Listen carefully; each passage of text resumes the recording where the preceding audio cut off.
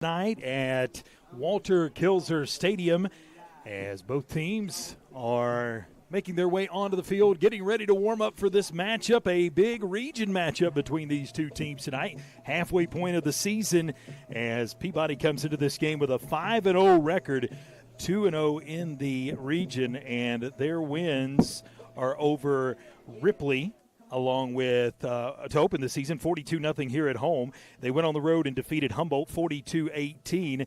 Then they were back here at home, shutting out Gibson County in Week 3, 49-0. Then traveled to JCM and won 45-21, and then faced Douglas last week out of Memphis and shut them out here at home 56-0.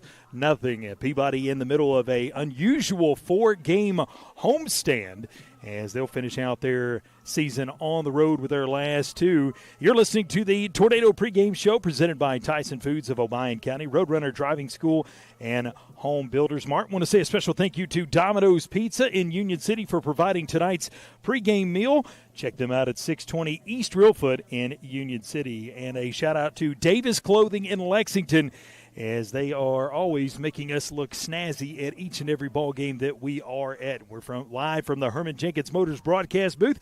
Chuck Hammer along with you tonight, along with the coach Eddie Suter. As soon as he gets here, we will start to break down this matchup. But first, let's look at what Union City's done on the year. They opened up in Week 1 against JCS, falling 24-14. In Week 2, they fell to Dyer County 34-14 before picking up their first win of the season on the road at Riverside 18-15 on that marathon of a game that went so long into the evening because of the weather delays. And then another long road trip the next week to Crittenden County, Kentucky, falling by a touchdown there, 21-14. And last week, getting back on the winning side of things, defeating Halls and getting that first all-important region win, 20-14 over the Halls Tigers. We'll take a look at those stats here for just a moment. Going back to last week's game against Halls, Union City broke the seal in that one for the first touchdown of the game. Rodney Jenkins' 25-yard run with 43 seconds to go in the first. Union City jumped out to a 7-0 lead. Halls answered back with 10:05 to go in the second as Gooch scored on a 6-yard run. Then Union City back-to-back scores as Landros, with 4:41 to go in the second quarter, kicked a 23-yard field goal before Adrian Crawford scored on a 49-yard run with 2:57 to go into the to go before the half. And then Halls was able to get into the end zone right before halftime, just 13 seconds to go as Gooch had a 1-yard run. That was all the scoring for Halls as they finished with 14, and Union City had a fourth quarter field goal, a 27-yard field goal from Landros to extend their lead, 20-14. Union City a winner last week. They had 258 yards of total offense, did the Golden Tornadoes. Halls only 120. Union City dominated the ground game, 54 carries, 208 yards to only 75 yards on the ground for the Tigers on 20 carries. Union City was efficient through the air and didn't turn it over. 2 for 3 passing, no interceptions, 50 passing yards. It was Union City with 15 first down to Halls' 11. And the turnover category, Union City only fumbled twice, and I say that because the week before against Crittenden County, and obviously there was a injury there at the quarterback position. You had to make some changes, but we saw a lot of fumbles at the quarterback position. But last week, Adrian Crawford going under center, things were a lot more steady. They had 2 fumbles last week, did the Golden Tornadoes, only lost 1. And I think the only thing that the coaching staff really wants to clean up going into this week is 9 penalties for Union City last week. Again, under 100 yards, but 85, that's still too many penalties, too many penalty yards. And to go through this individual stats here quickly for Union City last week, 98 yards on the ground for Adrian Crawford, 83 for Rodney Jenkins. Logan Puckett had 18, and Andre Small, before he went out with an injury, had 12 yards. Adrian Crawford, 2 for 3 passing, 50 yards, and for Union City receiving, Kazarian Skates with 1 catch for 28 yards, and Logan Puckett 1 catch for 22. And really, when you look at the defensive stats here, we won't go through all of these, but you see some of the names that really jumped out to you. Cohen Wood with several tackles, also Dayton Buckley. And, you just really saw a really good swarming defense, a lot of holes. You got a lot of players that are playing, a lot of young players out there because of the injuries. So you really like what you're seeing from this Union City team. The walking wounded, I called them this week on Tornado Talk, but growing up before our eyes. And they'll be tested here tonight on the road against Trenton Peabody. Let's take a timeout. When we come back, we will talk to Coach Markle. You're listening to the Tornado Pregame Show presented by Tyson Foods of Obion County, Roadrunner Driving School, and Home Builders Mart. Here from the Herman Jenkins Motors broadcast booth on Froggy 99.3 and Radio NWTN.com. Custom application, precision ag, plant health products, seed varieties, financing, and more, we have it all. Here at Nutrient Ag Solutions, we're here for every kind of grower and every kind of operation. By providing these innovative tools, we help you be prepared for the ag industry of tomorrow. Contact your local Nutrient Ag Solutions to discover all the ways we can serve you and your operation. Be sure to like and follow us on Facebook at Nutrient Ag Solutions TN-WKY.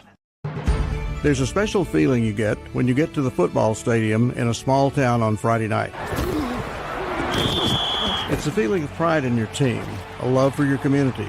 A lot of community pride rests on its athletic teams. In Union City, we feel that pride in our teams, our schools, and in our people. Join us. Be part of what makes this a great place to live. A tradition of excellence in academics and athletics from the city of Union City. Extreme Customs Midtown Motors, located at 903 South 1st Street in Union City, Tennessee, offers a wide range of tires, wheels, leveling kits, lift kits, and accessories. Call 731-885-7373 or visit their website at midtownmotors-tn.com for new inventory. Dustin or Brian can help you find your next ride. Financing is available with approved credit. Extreme Customs Midtown Motors, the best prices around. Looking for dependable machinery to complete your fleet? Thompson Machinery has what you need.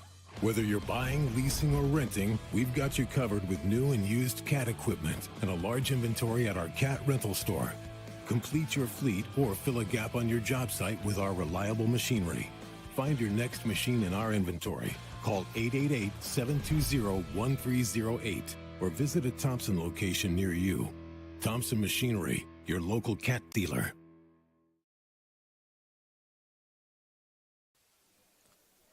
Back here live from the Herman Jenkins Motors broadcast booth high above Walter Kilzer Stadium here in Trenton. The sun setting across the way. We are facing west. Thank goodness it's that time of the year where the sun gets down before kickoff, so we should be able to see things. And if you're coming out, still a lot of seats available. Union City Band already here across the way along with the cheerleaders, and should be a dandy of a game tonight between the Peabody Tide and the Union City Golden Tornadoes. Thank you to our game day sponsor, Greenfield Monument Works. And want to say you're listening to the Tornado Pregame Show presented by Tyson Foods of Obion County, Roadrunner Driving School, and Home Builders Mart. I got a chance to catch up with Coach Nick Markle earlier this week. This is what he had to say about this matchup.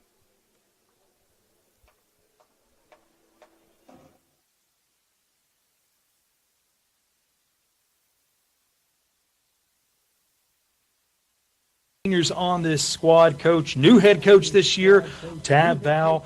Tell us about, before we learn a little bit about Peabody, I'll go ahead and go through their season so far. 5 wins on the year. They've beaten Ripley to start the year 42-0. Then they went on the road and took down Humboldt 42-18. Then they played Gibson County, got the win 49-0.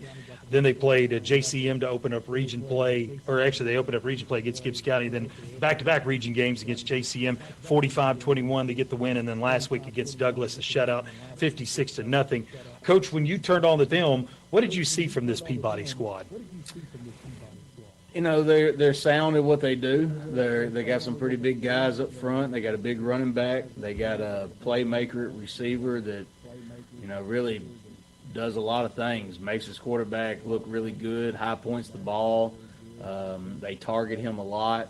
You know, they've got a playmaker at every position. You know, they got a lot of seniors, as you said. They're senior loaded on the line. They're both of their skill guys are seniors. Their backfield seniors. They're not playing a whole lot of underclassmen, but they're also playing a bunch of guys both ways, you know, and so they definitely have more depth than we have. Probably everybody we play has more depth than we have, but, they're a team that are probably trying to figure out who exactly they are against, the first 5 games of the season. Probably their toughest task has been JCM, and they kind of went out there and handled them fairly easily. We've got to do a good job of holding on to the football and not letting them big play us. But they've definitely got playmakers. They're coached really well. Their special teams are really good. I mean, they're just a really good ball club. They average 46.8 points per game on offense, only giving up 7.8 on defense. You talked a little bit about the offense, but defensively, what are they running schematically, and what do they do well on defense? They're running basing out of an even front, I guess you would say a 4-2-5. They're kind of they got kind of a little rover linebacker that moves around. They play a 2-high safety look, kind of man you up on the edges some. And once again, they've got some guys that can do those things. Their linebackers are pretty good. One of them is their starting running back. He's a big kid. I think they got him listed at like 225, 6 foot tall, and so we got to do a good job of blocking him. I think he is kind of like one of the guys from Halls last week that we had trouble blocking. So we've got to scheme against him a little bit, and we got to do a good job of just kind of being patient and trying to churn out 4 or 5 yards of carry. Cooler weather finally upon us. Should be a cooler game on Friday night, but also cooler at practice. We also have had some rain this week. I didn't know that was possible. I only seen rain in El Paso, Texas, and Stillwater, Oklahoma. So I'm glad that we finally started to see some rain here locally. But how's practice been this week, and how does the weather, or does it even affect you guys in practice this week? Yeah, we've had some thunderstorms. We've been outside as much as we can. We do have the luxury of having an indoor facility if we do need it. But we're trying to stay healthy. So getting out on wet turf is not something that I'm really keen of. Just want to make sure we protect our guys as much as possible during the week. Because we are banged up, and so we got to make sure we're as healthy as possible going in on Friday. It's a challenge kind of replicating what they do with some of our younger guys. I mean, it's just, when they got a 6 foot tall receiver and he can high point the ball, it's kind of hard to do that with a 5'4" freshman, so a lot of it's mental for us right now. I think that it was last week against Halls as well. We're just trying to get lined up. We're trying to get as many mental reps as we can of what they want to do. We watch a lot of film, and we're just doing the best we can. And for you guys, it's been the walking wounded this year. I hate to even bring it up, Coach, but it's just been the storyline of the season. But injury-wise, how are you coming into this game? You feel like you're going to maybe get some guys back possibly? No, I hope so. I mean, but, it doesn't look good. We got a lot of guys that are, kind of getting not so good diagnosis from the doctors. And so we're hoping to get a couple back this week, but we're a day-to-day player situation, but we're also a day-to-day team situation. So we're just kind of holding it all together and making the best of the situation, and our upperclassmen are doing a great job of leading us and keeping us motivated and keeping kind of our eyes on the prize. On the road this week against Trenton, and keys to the ball game, Coach. What's it going to take to go on the road and get a win against Peabody? Man, we got to hold on to the football offensively. We did a better job of that against Halls, which kept us in the ball game, didn't lose but one turnover, and defensively, man, we just can't give up big plays. I think our defense has played pretty sound all year, but losing players, we're plugging in a lot of young guys, and young guys make young guy mistakes, and that's expected. We just gotta make sure that we bend but don't break type of defense. We can't let them bust an 80-yard run or an 80-yard pass play over top of us and just make them huddle up, call another play. If we can do that, we've got a fighter's chance. Coach, good luck, and I hope we're talking to you after a big win after the ball game. Go Tornadoes. Accidents, dents, and dings happen. And when they do, bring your vehicle to Dunn. Looking sharp has never been easier. Five Seasons Men's Shop in Union City and Martin has all the brand names he wants. Suits, jackets, sportswear, shoes, and the right accessories.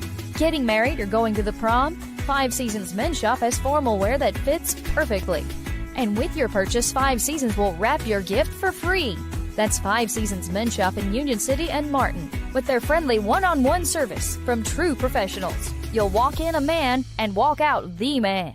Got a leaky roof? Missing shingles? Or maybe it's time for a total roof replacement. No matter what your roofing needs, KB with ARS Roofing has you covered. From repairs and cleaning to full roof replacements and preservation, ARS Roofing is your trusted local expert, serving all of West Tennessee and Western Kentucky. Protect your biggest investment, your home, with the quality and care you deserve. Call ARS Roofing today at 731-636-9700 and schedule a free quote. ARS Roofing, making roofs look great again. At Orr Investment Management, we believe everyone deserves a clear path to their goals. Jamie Orr and his team have offered personalized securities and advisory services tailored to your unique needs for nearly 20 years. Take the necessary steps to secure your financial future today. Visit Orr Investment Management at 1208 Edwards Street in Union City or 849 Volunteer Drive in Paris. Your future is our focus. Securities and advisory services offered through LBL Financial, a registered investment advisor, member FINRA SIPC. At Reynolds Brothers Tire Company in Union City and Martin, they carry Cooper, Michelin, and Goodyear tires. They carry all major brands and many private brands too. They even go the extra mile for their customers with a service package that includes road hazard, free fixed flats, and lifetime balancing. Reynolds Brothers, nobody beats their customer service. Reynolds Brothers Tire Company, 400 East Church Street in Union City, and 505 North Lindell Street in Martin.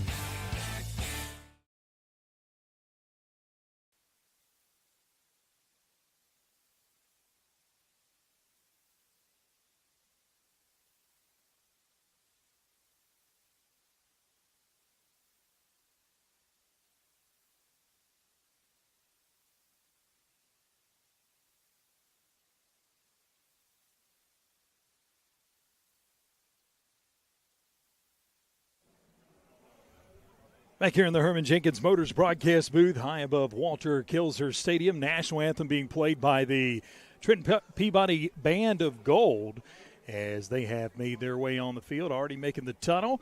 And Union City still in their locker room getting last-minute instructions from the coaching staff as we wrap things up here on our Tornado pregame show presented by Tyson Foods of Obion County, Roadrunner Driving School, and Home Builders Mart. Of course, want to say thank you to our game day sponsor today, Greenfield Monument Works, as we get ready, counting down to kickoff, 10:48 and counting until we get this one started.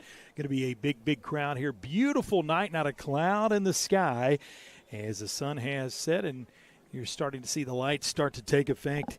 And here at Trenton Peabody, great tradition, winning state championships back in the 2018, 2019, and 2020. Some really good teams over the years here at Peabody and Union City, who has started the year 2-3, looking to continue their region winning streak after getting that win last week against Halls.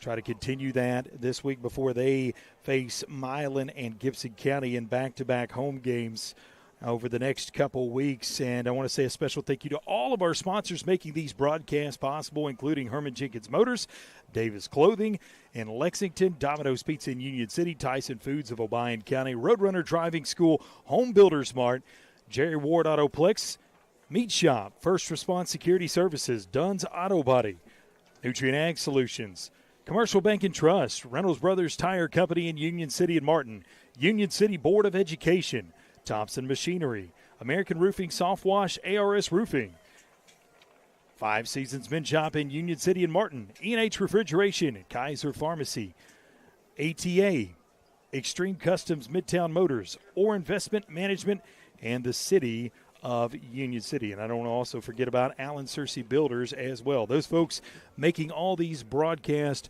possible. And don't forget about Tornado Talk presented by E&H Refrigeration every Wednesday night. You can tune in and listen to what's going on in Union City athletics. Right now it's football season, so we're talking to Coach Nick Markle every Wednesday night at 6 o'clock, and you can listen to that right there on Froggy 99.3 and RadioNWTN.com. Let's take another timeout along the way. When we come back, we will have starting lineups and get you set and ready as both teams are just about ready to take the field. It is Peabody and Union City here tonight from the Herman Jenkins Motors broadcast booth from Peabody High School on Froggy 99.3 and RadioNWTN.com. 45 years in business, E&H Refrigeration is your trained comfort specialist. We are Northwest Tennessee's heating and cooling experts with locations in Martin and Paris. If you're in need of a new Trane HVAC system, we have you covered. Give E&H Refrigeration a call today in Martin at 731-587-9675 or in Paris at 731-407-9121. Let us bring you comfort you deserve with the quality you count on. E&H Refrigeration, your Trane dealer. At Jerry Ward Autoplex, we want you to drive home the best vehicle at the best price. And did you know many of our vehicles are factory program vehicles that manufacturer employees drove for a year or less? These are trusted, basically new vehicles at pre-owned prices. We got a great family vehicle, plenty of room, with low miles, still under warranty, at a very affordable price. Like I always said, don't dream it, drive it.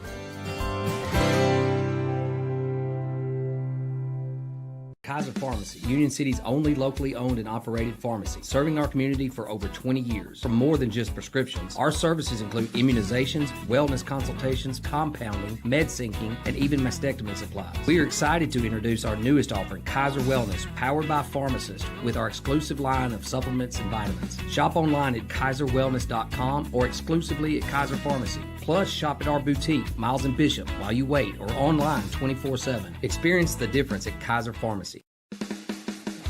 When you're craving the perfect cut, steaks that sizzle, savory sliced bacon, fresh salmon, juicy pork chops, and the tastiest chicken around, head to the meat shop in Union City.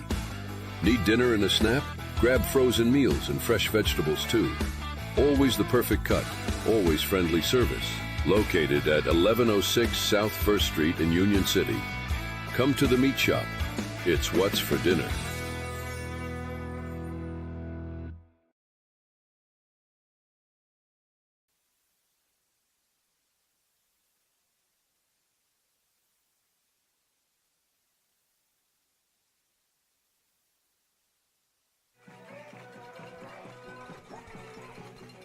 Wrapping things up on the Tornado pregame show presented by Tyson Foods of Obion County, Roadrunner Driving School, and Home Builders Mart from the Herman Jenkins Motors broadcast booth. And thank you to our game day sponsor tonight, Greenfield Monument Works, as Trenton Peabody has exited the locker room. They're making their little lap around the field before they enter the turf. And their black uniforms, black pants, black helmets, and yellow numbers. The yellow power T on the side of the helmet. And for Union City, they're in their white jerseys, white pants, purple numerals, gold helmets with a block UC on the side in purple. So that is what everybody is wearing here tonight. As we finish things up on our Tornado pregame show, I want to give you the other matchups around the area. Week 6 in high school football looks like this as South Fulton takes on Ballard Memorial. Camden's at Cheatham County. Brewston is facing Collinwood, Scottshill, and Mount Pleasant. McNary takes on Bolivar. Kingsbury facing Brighton. McKenzie is taking on Chester County. Halls is facing Fayette Academy. It's Huntington and Gibson County. Perry County, Gleason, ECS will face Hardin County, USJ, and Harding Academy. Fayette Ware will take on Haywood. Brentwood plays Henry County, Dresden, and Humboldt. Crockett County and Northside. Lexington plays Southside. Fulton County, Kentucky is taking on Lake County. Manassas is facing Middleton. JCM and Milan in a big game. In this region, Dyersburg is playing Obion County. Covington is taking on Ripley. Loretto and Riverside get together tonight. Dyer County and South Gibson. Jackson Christian will face Tipton Rosemart. Greenfield is playing West Carroll. Munford is taking on Whitehaven, and Lausanne and Westview are getting together. And then The final one, Adamsville is taking on Tishomingo County, Mississippi, actually. Know where that high school is. I've driven by it several times. 4 minutes away from the start of this one, I'll bring in my broadcast partner, the coach, Coach Eddie Suter. Coach, beautiful night for football. Finally, we're not sweating like pigs up here. At least I'm not. I don't want to speak for you. No, because going up and down, have you told the listeners, viewers, what we have to do to get up here? Got to go up a ladder. It's a bunch of steps, a bunch of ladders. I'm not great with heights. I'm not great with that many steps, but here I am. Here you are. Well, just hang on, buddy. Yeah, I had the ladder last year at Dyersburg. Now, I will say this. The fortunate thing here, if you've never been to Trenton Peabody, they have a roof over the landing up here on top of the press box. It's really nice to have a little covering, even though it's not really protecting us from anything. But it's nice to kind of feel like you're a little bit more enclosed here. Oh, now that I'm here, I love it. Like I could hang out here. I'd much rather be here than down in the press box with a lot of folks. But Coach, we've already talked about a lot of the stuff here in pregame about getting on the right side of the coin, getting that win last week over Halls, 1-0, or excuse me, to go 1-0 in the region rather. And, Union City banged up all season long. That's really been the storyline for this team. And I'm not trying to beat a dead horse, but last week you lose Andre Small early. We saw Kerbin Thompson dress out. Didn't really see much of him. But for Union City, it's a lot of younger players. A lot of inexperience, but hopefully, and I've tried to get it out of Coach all week long about maybe some returners. He didn't want to talk about that, just going to play with what he's got. But, that's been the storyline so far this season. I think we will see a lot more Kerbin Thompson tonight. I'm not sure what you do or don't know. I'm not sure what I do or don't know. I just get bits and pieces here and there. But I think we'll see him. Hopefully we see him all night long under center. And that, creates a little bit more comfort for some of those other guys. You got to look for silver linings as coaches, right? Or maybe coaches don't. I was a coach. I was nothing but negative. But kind of on the outside, you look for those silver linings. Some of those silver linings is that Adrian Crawford has gotten much more involved. He's much more comfortable with the football in his hands. And the same thing for Rodney Jenkins. And I think we're going to see, some other guys mixed in there as well.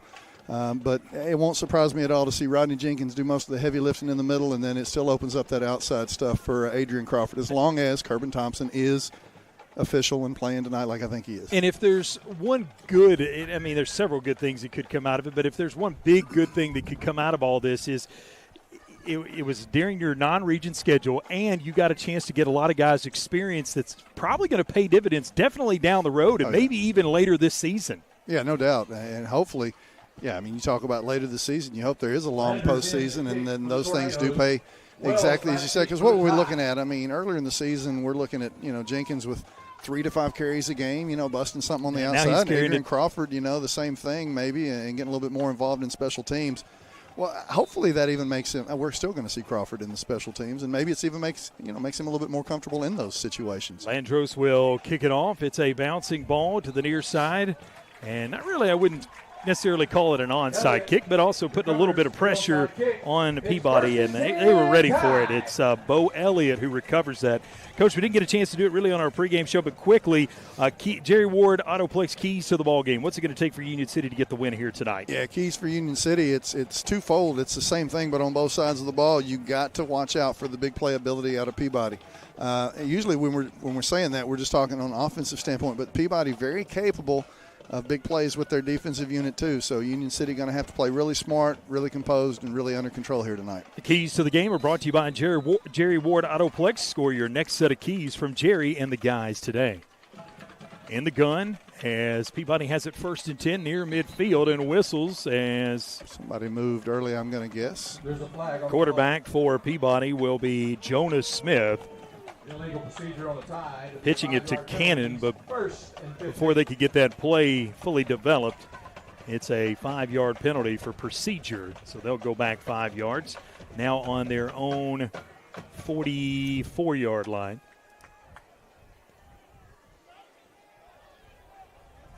So a good start for Union City in their defense as Peabody picks up a 5-yard penalty. And it's been tough to run, Coach, all season long. I went back and looked, 75 yards for Halls last week. And they had some big guys in the middle and some pretty good backs. But only 75 yards for the ball game. And nobody's really been able to have a lot of success in the run game against Union City all season long.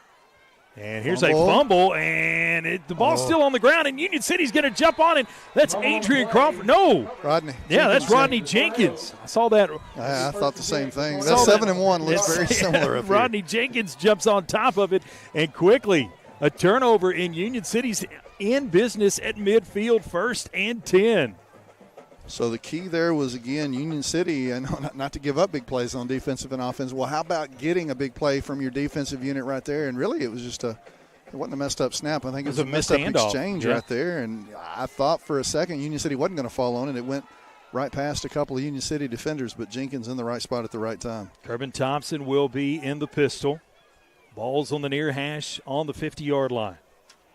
Thompson takes it, hands it into the belly of Jenkins. Jenkins stringing it out to the right side, trying to turn the corner, and he's going to get tripped up with a loss of a yard. Jenkins on the carry, tackle by Haynes for a loss on the play. Haynes with a tackle. This reminds me also, by the way, I know you weren't with me at Dyersburg last year. Why would you be? But very similar to there is you're going to probably hear the PA guy as clearly as us, and that's just because the speakers are pointed our direction a little bit. So I think we've had that earlier this year too. Was it Crittenden? Somewhere it was really loud in that booth and box where we were. And if I say anything that's off the wall, it may be just because I'm distracted. That's all right. I live off the wall, man. We'll have fun with that. Thompson takes a snap, hands it into the back. That's Crawford, who tries that left side, and he's going to gain 2 or 3. Crosses midfield, gets down to the 48. So it'll be 3rd and 8 for the Golden Tornadoes. Trying to keep it alive here after getting the turnover, and Union City will get the ball back after halftime as well. Yeah, and you were talking right before that fumble by Peabody about that Union City defensive front. It's pretty much the same guys playing the offensive front as well, and they've been good on both sides of the ball. Around. They don't let anybody push them around, and then they push everybody around on the other side. Exactly what you want from those guys. Thompson takes a snap, turns around, hands it to Jenkins. Jenkins right into the teeth of the defense, and he's slung backwards after a 2-yard gain. Jenkins on the carry. And the tackle made by Jaden Jennings. 6 foot, 225-pound linebacker. He grabbed him and slung him down like Jenkins wasn't anything right there. And Jenkins is a big, strong fellow himself. And Union City doing exactly what you would think anywhere around midfield. Coach Markle loves to go for it. And right here on their plus side of the 45, they are going to go for it here, 4th and 5. Landros out there in the back. So never mind. 4th and 5. Peabody does have a man deep. Landros' kick is a high kick. Returner will not go after it, and they'll let it bounce and roll inside of the 10 all the way down to the 6-yard line. A beautiful kick by Landros puts Peabody with their backs against the wall at their own 6. I'm sitting here talking like I know what's going on. I didn't see anybody back to punt. Union City electing not to go for it and go in the field position here. Still goes as a positive series, obviously, after the fumble, because remember, it was kind of a yes, kind of a no onside kick attempt by Union City. Peabody had the ball at midfield, fumbled it on their very first play. Union City able to at least flip the field here on them. 9:35 to go in the first quarter, no score. Smith in the gun, one back off his right hip. One receiver either side. He'll hand off left side. And that's going to be Jennings, I believe. And he spins his way to the 15 off that left side. Got a big push. And there's a Golden Tornado player down, and they are waving to the sideline. This is not a good sign. No, something we've seen way too much of this year. I can't tell who's down either. Yeah, he's down on his belly on the far side of the field. Now turning around, that may – I don't want to speculate. Yeah, no. We'll just tell you how it is. 8-yard pickup right there for Jennings. Jennings. Kind of a counter play right there, and he sprung something off tackle and took Union City a little bit to recognize, I think. Yeah, Jennings, a senior, plays running back and linebacker. He's going to be a problem. And now they'll get him up. Yeah, that's exactly who I thought it was. That's Rodney Jenkins. They cannot afford – Union City cannot afford to lose him. He is starting to put a little weight on his leg now. Looks like he's going to be okay. May try to stay in the game, but he's going to have to come off. He's trying his best to stay in the game, but he is going to have to come off for a play. So an 8-yard run by Jennings makes it 2nd and 2. The Golden Tide from their own 15. He's over there jogging on the side, so that's a good sign. Here is Jennings again, and Union City will slow him up, but he got close to the line to gain. Maybe got an extra yard there. I think they're moving it on, moving the chains right there. Pick up of 2.5, almost 3 yards. We'll give it exactly 2. Yeah, Union City's defensive front met him at that point of contact, but nice push there by the Peabody offensive line. Really, I think they pushed him into that extra yardage. Yeah, they're pushing, and again, not to belabor the point, but Jennings is 225 pounds. You don't see 6 foot, 225-pound athletic kids at the high school level every day, and he is definitely a specimen back there as he'll take the handoff. He'll come near side, 20, 25, and is put down at the 30. He's got another first down. Small with the tackle. Security bank, first down. So one of our keys also should have been hats to the ball, you think? Might take more than first contact. Yeah, you're going to have to rally down tonight. Yeah, you're going to have to be even though they're not wearing any purple jerseys or purple pants, you're going to have to be the purple swarm out there tonight, because Jennings is he's going to push that pile every time he touches the ball. Yeah, Union City going to have to try to find some way to get some backfield penetration, slow him up, hold him up until you can get some extra teammates in there to drag him down with you. 8-10 and counting here in quarter number 1. Pitch comes near side. This is a new running back as he tries to bounce across the ground and get a couple extra yards here at the end. That's Agnew, 5'9", 185-pound junior at running back. Gain of 2. It'll be 2nd and 8. Nose of the football sits on the 32 of Peabody. Near hash. Receivers either side. Quarterback in the pistol. They'll move the tight end over from the right side to the left side. Quarterback under center now. Hands off to Agnew. Agnew bounces his way, trying to cut it over there onto the left side after not finding any room there in the middle. He had a couple of jump cuts, but Union City, they didn't bite on it. Was able to stay right there with him and hold him to minimal. Just 1 yard pickup for Agnew. Yeah, great job there by the Union City defense to turn him away at first and only allow 1 yard there. It is 3rd and 7. This is where you want to keep them if you can. Yeah, 3rd and long situations, absolutely. I believe that's still Agnew in there at the tailback position. It is. He may be your 3rd down back anyway. That receiving back anticipates some kind of a pass play here out of Smith. Extra protection in there. Here comes the rush. That's a wide receiver screen caught at the 32. He'll get to the 35, and that's it. Dumped there by Andre Small. Good to see him back this week. The reception was made by Jamarcus Haynes. But the Union City defense gets the Thompson Machinery defensive stop, and they'll be getting the football back. Yeah, just an outstanding read right there by Small. That screen set up well. You had one man to beat, and it was Small, and he did not get beat. Nice open field tackle for him. Union City will see what they get here after the punt. Crawford drifts back. He's going to let this roll, and it's going to get a Peabody roll inside of the 20.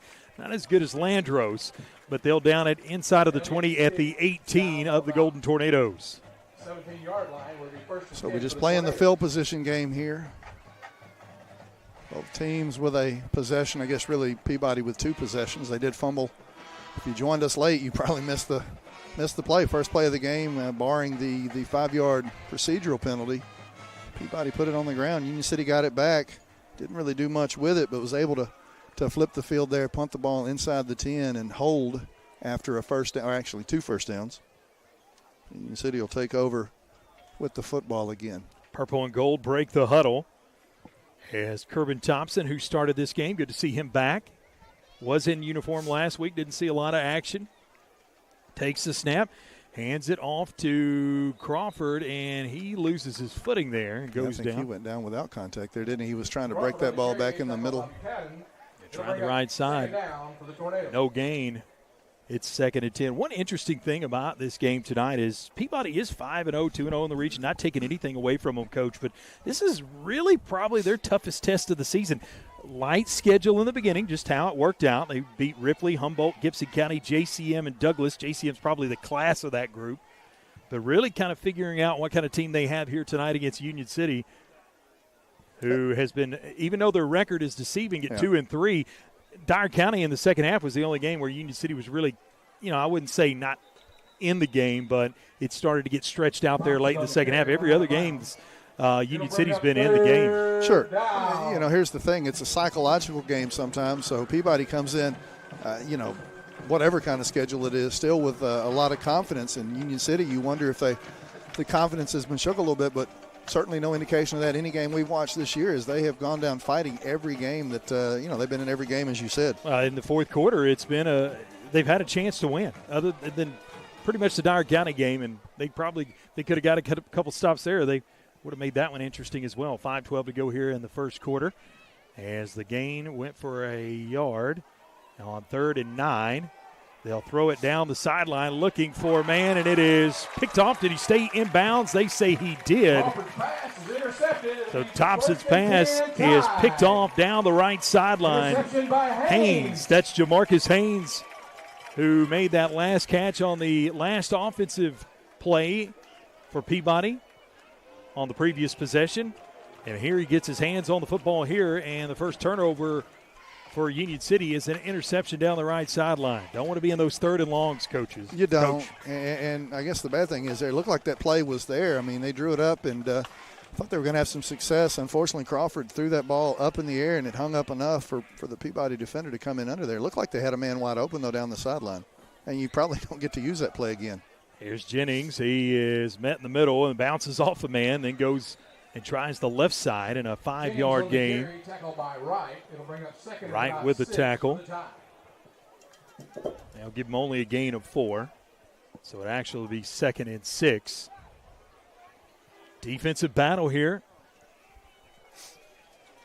Yeah, we don't really know who that favors, do we? I know Union City would like that kind of game, I would think. Well, Peabody's played in a lot of high-scoring games this season, but so edge goes to Union City if you keep it low-scoring, you think? I think so. The comfort zone? Well, here's the thing. You can't say about Peabody. They've not been in any really close games as they get ready to throw it down here to the near side. Receiver has a step. Incomplete. And a late flag. 2 flags, in fact, come out, and this is most likely going to be on the defender. But, maybe got a piece of his feet, ankles. I couldn't tell if the receiver down there was leaping for the ball, but it did look like he was tripped. The problem with that is I think that ball was a little bit overthrown. I'm not sure that. Yeah, it was overthrown. Skates got him there at the end. It's just one of those ones where Skates dives at the end. You hope he doesn't make contact because it really didn't affect the play at all. Right. Yeah, because it was overthrown, right? I mean, absolutely. Yeah, he wasn't catching it. And that was down the sideline. Wilkes. And we'll see what the call is here. And it's going to be pass interference against Union City. They'll mark it off. Big penalty will 15-yarder. Get it inside of the 35, almost to the 30. They'll set it down at the 31. Obviously not an automatic first down, but 15 yards easily gets you that first down as they were at 2nd and 5. So 1st and 10 for Peabody. Won't go as a completion, but it still goes as a big play there for Peabody. They'll move 2 tight ends on the left side of the formation. Jennings in the backfield. It's a toss to the receiver who is in motion, a little jet sweep to the far side of the field, and a small gain over there, 3 or 4 yards. Cannon on the carry. That's Cannon on the carry. One thing through the bigger part of the first quarter here you could say about Peabody, even though we've seen a lot of good runs from Jennings, they spread it around, Coach. We've seen a lot of guys touch the football for Peabody, so they feel like they have a lot of weapons, and they don't want you to key on just one guy. Yeah, a lot of your better teams do that. Union City's in that similar boat, similar fashion, but again, some of that because of the injuries they've had to deal with this year. Jennings off that left side, picking his way through the defense, has a first down, and inside of the red zone, down to the 18. Jennings on the carry, tackle by Buckley. Peabody has it 1st and 10. Security bank, first down. Nothing fancy there, Coach. Just hard nose, running the football, and Jennings is just running over guys. Yeah, we've seen that that on balance, that ability to cut back has been on display here already tonight several times. 38 yards rushing now for Jennings. Jonah Smith checking with the sideline, gets the signal. Jennings lined up again in the backfield. As they're inside that red zone area, you would think he would get most of the touches in this area. Smith takes the snap, hands off to Jennings. Jennings will bounce it outside. 10, 5, 4, 3, 2, 1. End zone touchdown, Peabody.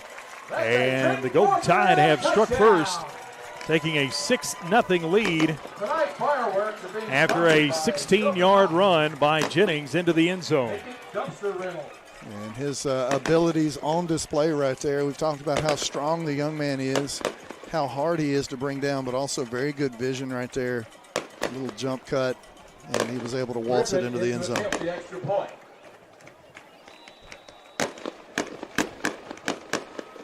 So we'll see an extra point and a fireworks show all at the same time. Going on, man. Kick is up, and the kick is good with 3:24 to go here in the first quarter. Peabody takes a 7-0 lead on the Jennings run, and you're listening to it all right here from the Herman Jenkins Motors broadcast booth on Froggy 99.3 and RadioNWTN.com. When you're on the hunt for the perfect vehicle, what are the things you're looking for? Is it brand, features, color, size, or something else? The good thing is Herman Jenkins Motors can help you find that vehicle that checks all the boxes for you. With multiple brands to choose from, such as Chrysler, Dodge, Jeep, and Ram, their staff will work hand in hand with you to make the car buying process as easy as possible. And their service department will take good care of your car after the purchase. Visit them today in Union City or online at HermanJenkins.com.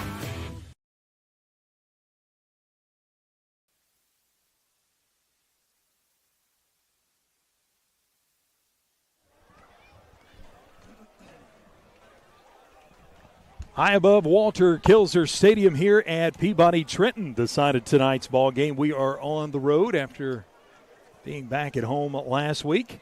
At least it was a short road trip over here as Peabody takes a 7-0 lead.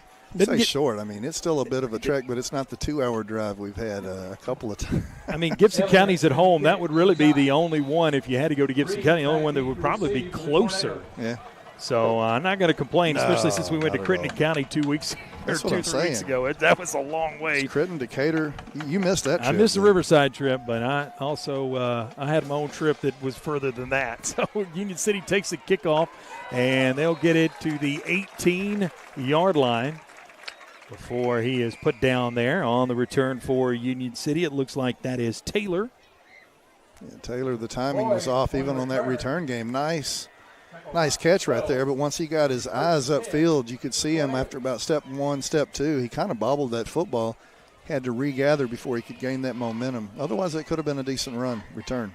They'll say he got to the 19. So Union City taking over 1st and 10. We talked about Kerbin Thompson back out there at quarterback. But one thing you've also got to realize with him is he's got to knock off a little rust. He hasn't played in a couple weeks. Yeah, we know he was available last week, so at least maybe 2 weeks of practice here, you hope. Handoff goes to Jenkins. Jenkins will push the pile. Gain of 4 on first down on that right side. It'll bring up 2nd down for the Tornadoes. Again, we've talked about it. A few weeks ago, you had Jenkins was kind of an outside runner. Adrian Crawford kind of an outside runner. Both of them have gotten their bearings, so to speak, here on the inside run. Expect to see a lot more of that here with Jenkins. Lean on that offensive line a little bit here. You just got scored on. Let's see if you can get one of those long, sustained drives right here. Try to build up a little bit of momentum here with the offensive unit now. After the gain of 4, it's 2nd and 6. Thompson puts the man in motion. 2 backs back in the backfield. It'll be Jenkins going to the right side on the misdirection, and he gets by one guy and tries to leap over another before he flies out of bounds. Tackle by Haynes. And Haynes will be credited with the tackle. Down. And he may have gained one on that play. It's 3rd and 5. Yeah, that's the thing. We've done a lot of running left and right, but these guys not being able to really get much going on the edge so far. Actually, they say no gain on the play. It's going to be 3rd and 6. I thought earlier in the game, Kerbin Thompson had a big run there out of that quarterback spot. I thought he'd picked up a couple yards, but you look and the yard marker didn't really move much. It's just Peabody doing a really good job of staying disciplined here and stringing that out and waiting for their guys to make the play. See what the call is here on 3rd and 6 with 2:19 to go in the first quarter. Peabody leading 7-0. It's Crawford with the run, and he's going to be stacked up at the line of scrimmage, and that Peabody defense is swarming to the ball. You could tell they are wanting to get a lot of hats to Adrian Crawford when he touches it, and you can't blame him, as he's somebody who really got loose last week against Halls and was a difference maker. Oh, yeah, he just needs a little bit of gap somewhere, and, he's a burst and a streak to the end zone. But as you mentioned, Union City has tried the short side of the field multiple times, and you're kind of counting on your blockers there to open up one of those gaps and holes, and just hadn't happened so far for Union City here in this first quarter. 4th and 6, that'll bring Landros out. He will get the punt away. It's a high short kick. It'll land on the Peabody side of the 50 at the 49-yard line. Would be 1st and 10 for the tie. Actually bounced first on the Union City side, then rolled past midfield at the 49, and that's where Peabody will take over. Another short field. Yeah, it was I thought that, punt was going to take a nice bounce, but instead it kind of checked up, rolled backwards a little bit before popping forward Union City's way, only a yard or two, though. So Peabody with great field position. They've had the ball now 3 times, 2 times with similar field position. They just issued a sideline warning to Peabody, no penalty. That was the what that's about. Signal by the official. May have been on that punt. One of the officials running down the side may have run into a coach. See that from time to time. Not saying that's what happened, but we did see an indication from the official. And well, they've got a box. I assume it's indicated by the black stripping and the yellow stripe back here. Sometimes you see it painted off. You can see it painted off over on the Union City sideline. Going under center, the quarterback will drop back looking to pass. Has a man down the right sideline, and he's going to go with a shorter option. Call at the 30, 25-20, 15-10, 5-4-3-2-1. Touchdown into the end zone is Jamarcus Haynes. But there is a flag back here at midfield. It's going to be holding against Peabody. This one is coming back. I guess that's the good bad of, you talked about those speakers being right at us. I went to write it in my stat sheet, and I heard flag on the field. And I was like, all right, hold up. I like to hear that. We like to hear that if you're rooting for Union City, because that was a big play right there, Jamarcus Haynes. It looked like a couple of Union City defenders in the area. Not sure who was there. Almost got a fingertip, almost got a tip on it, but just kind of just over the outstretched fingertips.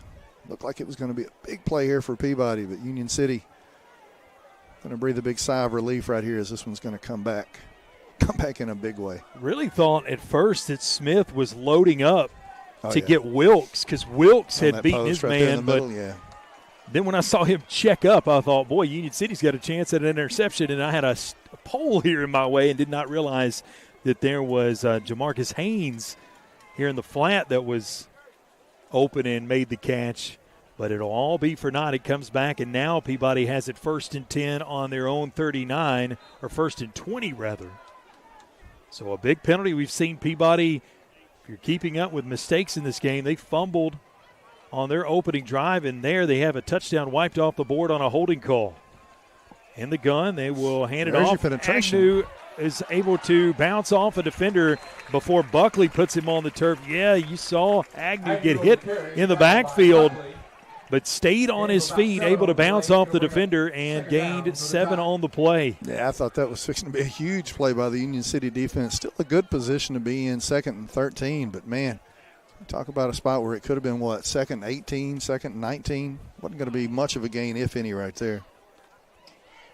Peabody will have to snap it. 37 on the play clock, 42 on the game clock. So this is most likely going to be the last play of the first quarter. in the gun as they'll put Agnew in motion, swing it out to him. Far side, 45-50. Cuts back, and he's still on his feet. 40, 35-30, 25-20, 10, 5, 4, 3, 2, 1, touchdown. How in the world? Coach, it almost looked like at one point everybody just stopped, and Agnew kept running. Yeah, you don't want to quit on the play, obviously. I think you're exactly right. Looked like his progress was stopped, but and you got to get him on the ground right there, Chuck, and Union City just didn't do it. So we have to watch these fireworks that I didn't sell anybody. They're there across the way. They're shooting a lot of them, too. They are. They could have got a great deal. I don't know about that. Not Peabody. Well, you could have told them it was a great deal. Extra point is up, and it is through. New score from Walter Kelzer Stadium. It's now Peabody 14, Union City nothing with 19.7 clicks to go here in the first quarter. We're going to hold it right here since we're so close to the quarter break. And, Coach, obviously not what you wanted to see, but there's been some bright spots. And for Union City, it's been the big play. You've seen Jennings rip off some big runs.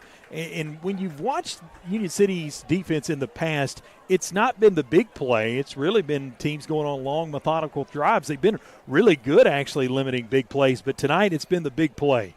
Yeah, and I don't know how you prevent that again. A couple of pass plays. You remember one of those was brought back. It was going to be a 51-yarder. Well, they put him back on the holding penalty. And a very different big play right there is you hit Agnew in the backfield and looked like he was going to be stopped for about another 7 or 8 yard gain. It was going to be third and short-ish, but Union City just let him out of their grasp. And so, they got to be kicking themselves a little bit right there because they were going to be in a situation perhaps to go third and middle and get yourself off the field defensively and get that ball to start the second quarter. But instead, it's Peabody with a huge wave of momentum right there with another big play. Taylor back deep along with Crawford to return this kick by Desmond Griffin, a 5'7", 150-pound senior kicker for this Peabody club. He's got it teed up at the 40-yard line. And he'll put a boot into it, and it is a high spinning kick that'll take Crawford all the way back to his 1. 5, 10, 15, comes near side to the sideline and is slung out of bounds at the 20. So a good return there by Crawford, who had to go all the way back to his goal line to retrieve that kick. You don't see that very often at the high school level, but Desmond Griffin's got a pretty strong leg. Yeah, you're talking about the depth of the kick right there. I thought you were going to talk about the return. Sometimes you just let that one go in the end zone. Yeah, go through the end zone. Yeah. Union City 14.9, just a tick under 15. They will have an opportunity to run probably one play right here, you would assume. It'll be a running play, try to pick up 3 or 4 yards and get into a positive scenario, positive situation to open up that second quarter. Thompson giving last-minute instructions to his teammates back there in the backfield with him. And timeout, Union City, as the play clock was about to hit double zeros. So Union City did not want to get a 5-yard delay of game penalty. No, especially in this field position. You don't want to go backwards in there. Leave nothing to chance here. Let's see if we give you some scores from around the area real quick. Again, we don't want to take the timeout because we're about to have the quarter break after this play. Of course, I've said that about 3 times already, so I've been proven wrong. South Gibson at the end of 1, shutting out Dyer County 14-0. Jackson Christian leading Tipton Rosemark 7-6. And see if there's some other scores as Westview leading Lausanne 12-9. So those are some of the scores from around the area as both teams are headed back on the field. Tennessee Vols are on the road tomorrow in Stark Vegas, taking on the Mississippi State Bulldogs. Cowbells galore, I'm sure. Have you been there for a game? I have. I've been there one time, called a game there, and really enjoyed it. Best pregame meal of any press box. Well, I didn't get, and I didn't get you know to what? eat, man. You know what? Not surprising in the state of Mississippi. They know how to eat down there. Yeah. So Union City coming out of the timeout. Thompson in the pistol. He'll turn around and hand it off to Puckett. Puckett goes into the line, and he gains a yard. And that will be the end of the first quarter. 5, 4, 3, Bucket on the carry, tackled by 2, Torres. and 1. And that'll be the end of the first quarter as Peabody leads it 14-0 after 1. And you're listening to it all right here from the Herman Jenkins Motors broadcast booth on Froggy 99.3 and RadioNWTN.com. Gentlemen, we would like to thank State. Decades, Commercial Bank and Trust Company has been the bedrock of our community. When it comes to doing business, we have perfected the art. I'm Greg Dozier, and I'm proud to be part of a community bank that prioritizes its customers above all else. To us, you're not just a number, you're family. At Commercial Bank, we promise an experience that leaves you smiling and fully satisfied. Your financial well-being is our top priority, because when it comes to banking, your choice matters. Choose Commercial Bank and Trust Company today. Member FDIC, Equal Housing Lender. Accidents, dents, and dings happen. And when they do, bring your vehicle to Dunn's Auto Body, proudly serving the area since 1963. Our family-owned business provides top-quality repairs you can trust. Our technicians are ready to restore your vehicle to its best. We are open Monday through Friday from 8 to 4. Come see us at 1318 Stad Avenue or call us for a quote at 731-885-0535. Dunn's Auto Body. Get it done and get it done right.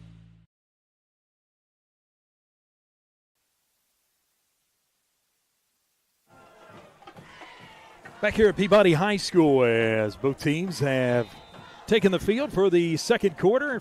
They have flipped the ends, and Union City will have it 2nd and 8 from their own 23. Thompson taking the snap, turns it around, hands it off, and that defense is not going to let Crawford get much, maybe a yard.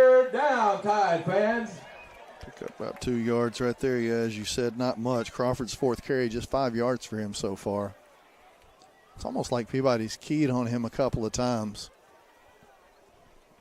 So 3rd and 6. Union City really hasn't had a 3rd and short yet. Who we got lining up outside here? Is it Skates? Skates here on the near side. Skates, you're kind of your big play guy right here. You wonder if they go to the air here now, 3rd and 6-ish. No deep safeties as it's a pitch to the near side. Looks like Crawford wants to throw it. Now he's going to reverse field. He's got a ton of green grass. 20, 25, 30, 35, 40, 45, and he is finally pushed out of bounds. I'll be honest with you, I thought he was going to throw it back to that's what he wanted Thompson to do right there. Well, I thought he was going to go downfield, then Kerbin Thompson was open, but I'm sure you heard, unfortunately, a flag, so there's probably going to be a hold in there somewhere. Coming back on that, when you come back. And it's back here in the backfield, too. I was hoping it was down the field a little bit, so it wouldn't be as big a penalty, but looks like that's going to be over here on that right side where he was trying to escape, and looks like some of his teammates were giving him a little extra help on the escape. Yeah, not really sure what that indication was. That maybe the crackback block is what they called there.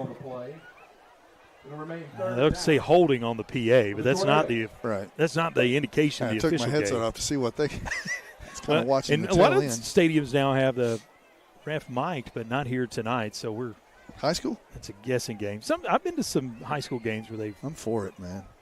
Yeah, it doesn't take a whole lot to do it, but some schools are able to, some are not. So that'll make it 3rd and 18 now after the penalty. Union City has it inside of their own 15. It's actually at the Golden Tornado 13. So 3rd and 18 here. Thompson takes it, and he will pull it from the belly of the back and keep it himself, and he is pushed backwards. He got to the 15, 16-yard line, and that's all he could get before he was pushed backwards. Yeah, it was going to take a monumental task to get anywhere near that first down anyway. And I think you probably have to break that one open, but Peabody very aware also set the edge and set it early, forcing Thompson to keep the ball. And as you mentioned, a minimal gain, about a yard. Back to receive the kick from Landros is Jamarcus Haynes. Landros just hoping to put this ball somewhere in the area of midfield right now. Union City has to hurry here. They run a man on late with 6 seconds on the play clock. Peabody got a man set back for return on Union City's 40, I should say. Union City will get away. Great kick here by Landros. Fair catch called for by Haynes, and he catches it at midfield. So 1st and 10 at the 50-yard line is where Peabody will take over, leading 14-0. Yeah, that's about as good as you would have hoped for, right, with that punt, I would think. And Peabody had a guy on Union City's 40. He was able to put it over his head. The only thing you hope is that you maybe get it over to the left a little bit more, keep it out of grasp, and see if you can get a nice, friendly Union City bounce. But midfield is where Peabody's going to take over, right on the 50. Far hash as they come out. It'll be Peabody in the gun. Receiver here to the near side. 2 receivers to the far side on the short side of the field. Jennings in the backfield. It'll be a handoff to Jennings, and he bounces off 2 Union City defenders. 45-40, comes near side, and is finally tripped up there at the 37 of Union City. That's Crawford, who finally had to make the tackle. We're seeing Union City get to the football and just not bring down runners. It's really coming back to bite them. That was going to be it looked like it was going to be a no gain. Union City had nice penetration. Yeah, met him in the hole, but Jennings is a hard guy to bring down. Smith, the quarterback. He's in the pistol with Jennings behind him. 2 receivers to the far side, 1 to the near side. He'll take the snap, hand it to Jennings off that right side. Big hole, and he is going to be taken down at the 30. Make that the 28. Just shy of another first down. Taylor with the stop. Second down and short for the tie. 9 yards on first down. And again, this is the first time all season long that we've really seen that Union City defense give up a lot of yards on the ground. Yeah, you're seeing guys get to the ball on occasion, but you're going to have to get Jennings. You have to get him down low to get him down. On the far hash now. Takes the snap, wants to throws it down the middle of the field. That's going to be picked off in the end zone. A turnover for Union City as they get the interception. And back there to get it is Taylor. Playing a little center field out there. As the pass hung up, and Taylor camped out underneath it and made the catch. Union City will take over 1st and 10 on their own 20. You know, Chuck, I may be wrong. That's one of those situations where it's a short yardage situation. It was 2nd and 1, and you got to feel like Peabody thinks, well, just go ahead and go for broke right here. We know we're going to be able to pick up a yard with Jennings on the next play, and they go to the air, and Union City will certainly take it. As big playability, we talked about big plays going to come back to, haunt one team or the other. It's haunted Union City so far, but hopefully Union City will turn the tables here with a huge turnover, a huge interception right there. 1st and 10 for the Golden Tornadoes. A lot of gold involved in this game. We've got the Golden Tornadoes and the Golden Tide. Union City trying to get something going offensively. Tough sledding for them after another turnover. They've gotten 2 turnovers tonight. Another Thompson Machinery defensive stop. Thompson turns around, fakes the pitch. Now will call his own number. Only one man to beat over there, 25-30. Down the sideline, 35, and run out of bounds around that 35-yard line. And there is a Herman Jenkins Motors first down for the Golden Tornadoes. Kervin Thompson coming back off of that injury again. You talked about him. Maybe had a snap or 2 last week. I'm sure Union City doesn't want to run him a whole lot, but they've been up to the challenge there with Jenkins and Crawford on some of these situations. So good to see Kervin Thompson busting out of there with a big play of his own, 15-yard gain. Biggest play of the night for Union City so far. 8:33 to go until halftime. Peabody leading 14-0, but Union City has the ball, and the Golden Tornadoes will get the football to start the second half.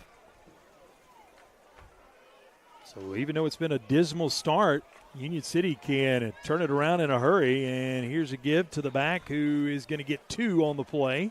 That's Adrian Crawford. Crawford on the carry, tackled by Torres. It'll bring up Torres second down will for be the credited with the stop.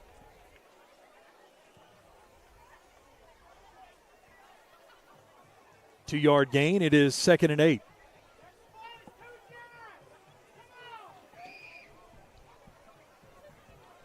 Thompson runs into the huddle, gives his teammates the play call. Again, a quarterback this year for Union City, we've seen at times Crawford, Thompson, Theobald. Also, for a short period of time, Andre Small has played quarterback. Thompson started and has gone the distance so far as he lofts this one down the sideline and just over the head of Skates, who was streaking down the side over there. Third down. Maybe had a man open. Looked like about a yard and a half, 2 yards of separation, but that ball just a little bit overthrown. Yeah, 3rd and 8. Like earlier, you had Crawford make a pass, and it was one that you wanted to be a little bit more direct. And Thompson right there, you think if he'd have put a little bit of air under it, maybe the reception's made. And big play at least, touchdown possible. 7:43 to go here. I do like Union City mixing it up a little bit, though, because obviously Peabody has been aware and ready for the run game here tonight so far. Yeah, I feel like sometimes you got to show a little something else. Maybe that run game comes alive after they start to have to defend the pass. Thompson will hand it to Crawford. He goes to the far side of the field and runs out of bounds. It'll bring up 4th down for the Tornadoes. Not much of a gain, maybe even a loss of a yard on the play. So 4th and 8. There goes a loss of 1 yard. Took that step out of bounds. And they'll send Landros on to kick it. This may be first half. We may have seen as many punts as we've seen all season out of Landros, would you say? Maybe more. Absolutely. Union City's been able to move the ball all season long. It's just they haven't been able to get into the end zone a ton. Yeah. And here tonight, it's been pretty much the opposite of that. Have not been able to move the ball much.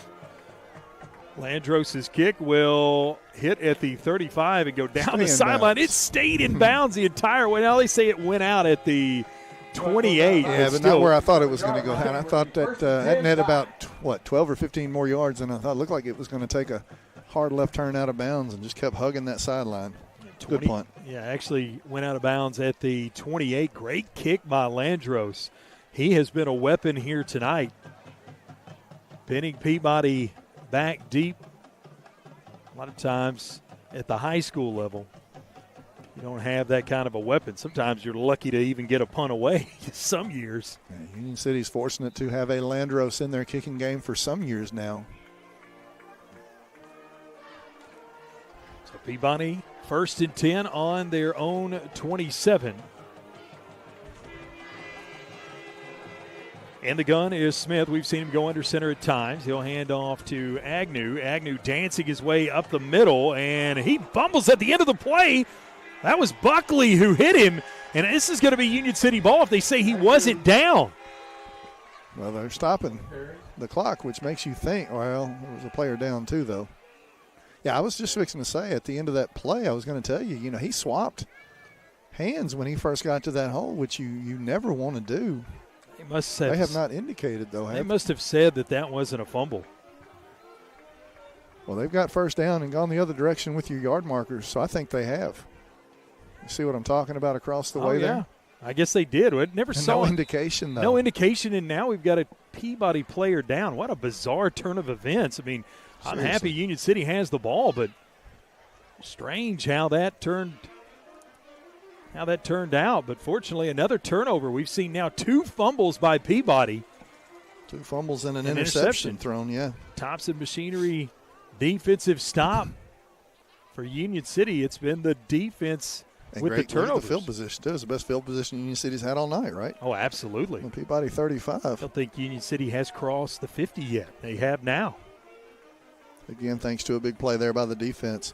Yeah, Agnew was kind of moving, changing hands right there before he started his break, and I thought, man, you don't want to do that once you get into that inside of that line. Sure, on an outside run, defender coming on your inside, maybe you swap hands when you got 3 to 5 yards of separation, but you're fixing to hit that line. It's not a good idea to to really do anything with that ball except tuck it. And Union City, advantageous, jumps not only on the deflection there of the ball, but also jumps on the football. I don't know if we have a great replay of it or not, but Buckley, I believe, is the one who forced it. Did not see who recovered it for Union City. It was kind of a mass of humanity at that point. Thompson takes it, hands it off, and trying to go up the middle, but it's not much turned away there. A lot of beef up there. Crawford is the runner, and he's going to gain 2 on the play, maybe 1. Yeah, I'm waiting for the marker to move or not. I don't think the official set the ball down yet either, has he? No, they haven't set it down. We'll call it a gain of 1 yard. Yeah, 1 yard gain, 2nd and 9. Golden Tornadoes have it on Peabody. Trenton Peabody's 34.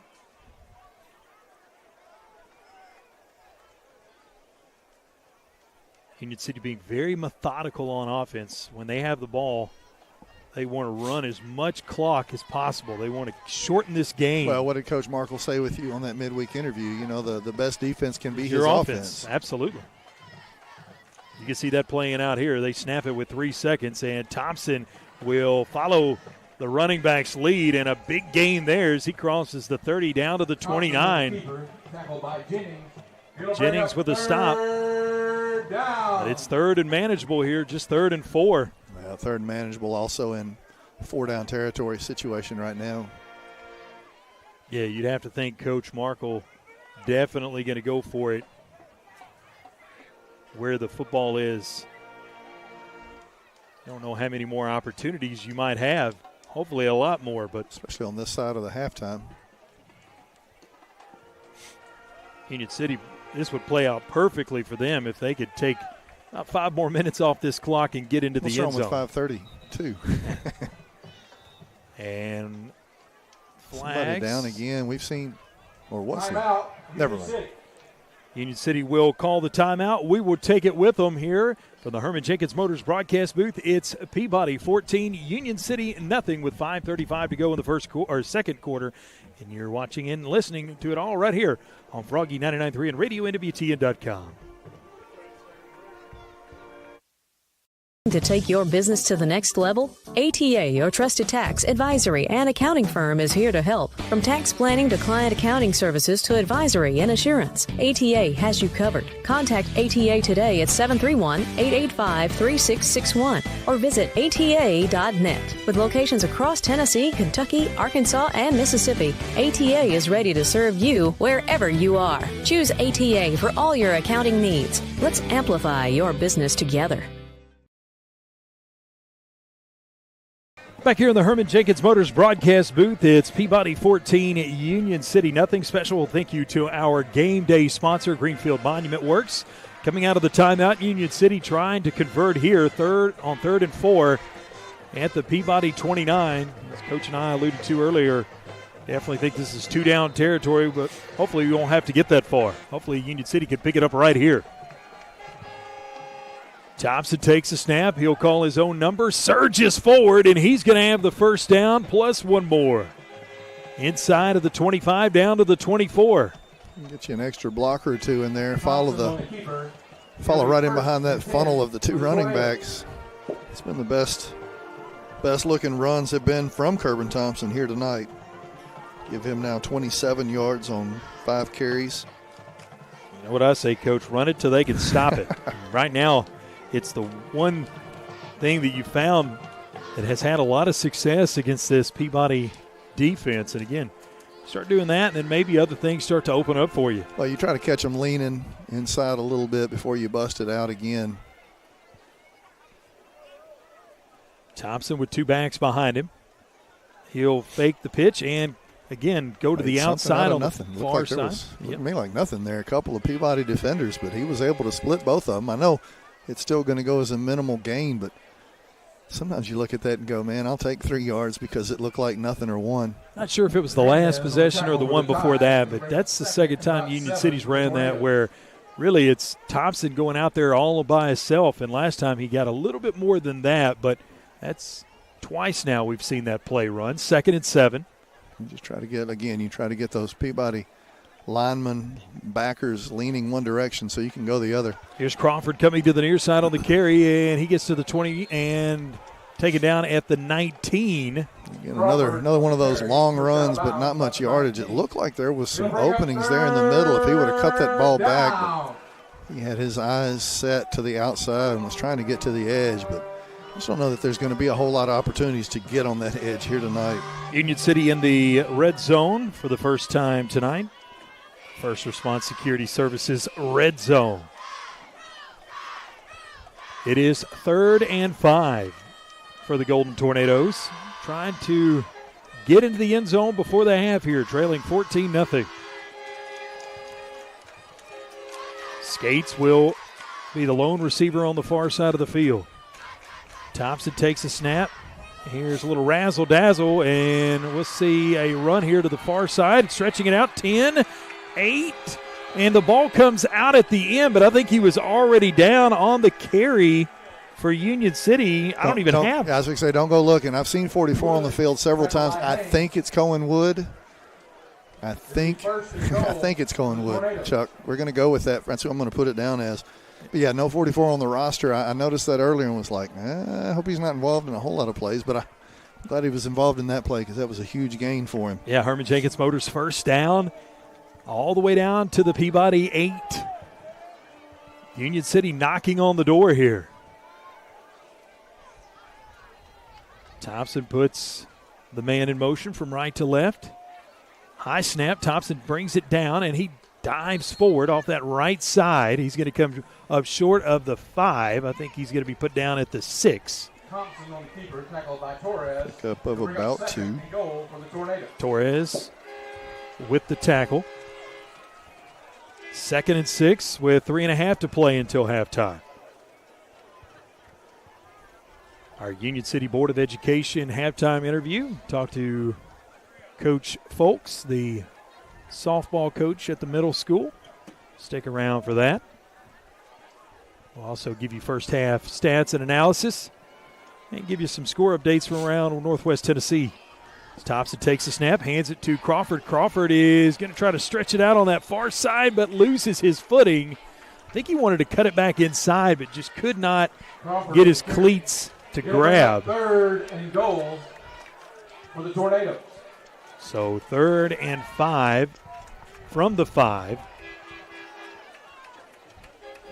Really 3rd and goal. And again, Union City most likely not going to settle for a field goal here, you wouldn't think, if they don't pick it up here. Puckett back there, along with, I believe that's Taylor. And got somebody to jump. Peabody jumped off sides half the distance to the goal. Certainly take that. Again, it's been tough running inside, and you think you're looking for some kind of inside run right here inside the 5-yard line. Make it a little bit easier here. Offside on the tie. Get a little mano-a-mano blocking up front. See if you can get just a yard push and ask your back to pick up the other 2. They'll wind the clock here. Again, Union City very content to watch that clock. You said a few minutes ago if they could get 5 minutes off. I don't think they'll be able to do that and put it in the end zone, but they're not going to be too far off of it. Yeah, they've got it almost under 2. After this play, it'll definitely be under 2. Thompson gives it to Puckett. Puckett leans forward. He's going to come up a half-yard short. He's down to the 1-foot line. Puckett on the carry, tackled by a host, the tied man. So, it'll bring up what do you call right here? Kirby Thompson, keeper? I think so. Send those 2 backs in front of him. Yeah. Just fall forward. That's all you got to do. I don't know if you want to do that, though. You got to get the timing right. They are right there on the half-yard line, aren't they? Really are. It's inside of the 1 for sure. By the time Union City snaps this one, it'll be around 1 minute to play. Which, again, if you score right here. Now timeout. Yeah, Peabody going to take this timeout. Yep, Dunn's auto body timeout on the field. Timeout, tie. And Peabody will take it. That's just their first one of the half. So no reason to keep them. You can't take them with you into the second half, so they'll burn one there to talk about what Union City may be doing here. Coach, 14-0. Not really. We've kind of talked about what we may see on this play, but for Union City overall, you've got to get in the end zone here. You've been gifted several turnovers, 3 turnovers here in the first half by Peabody. They've hit on some big plays, and really, you score here, you come out, you get the ball in the second half, and it's going to be a different ball game real quick. Oh, yeah, no doubt. Absolutely. This is a huge possession. It's a huge possession for both teams, right? I mean, Peabody's sitting here thinking we've had all the momentum right here. Keep them out of the end zone, run this clock out, and go in with a 2-score lead.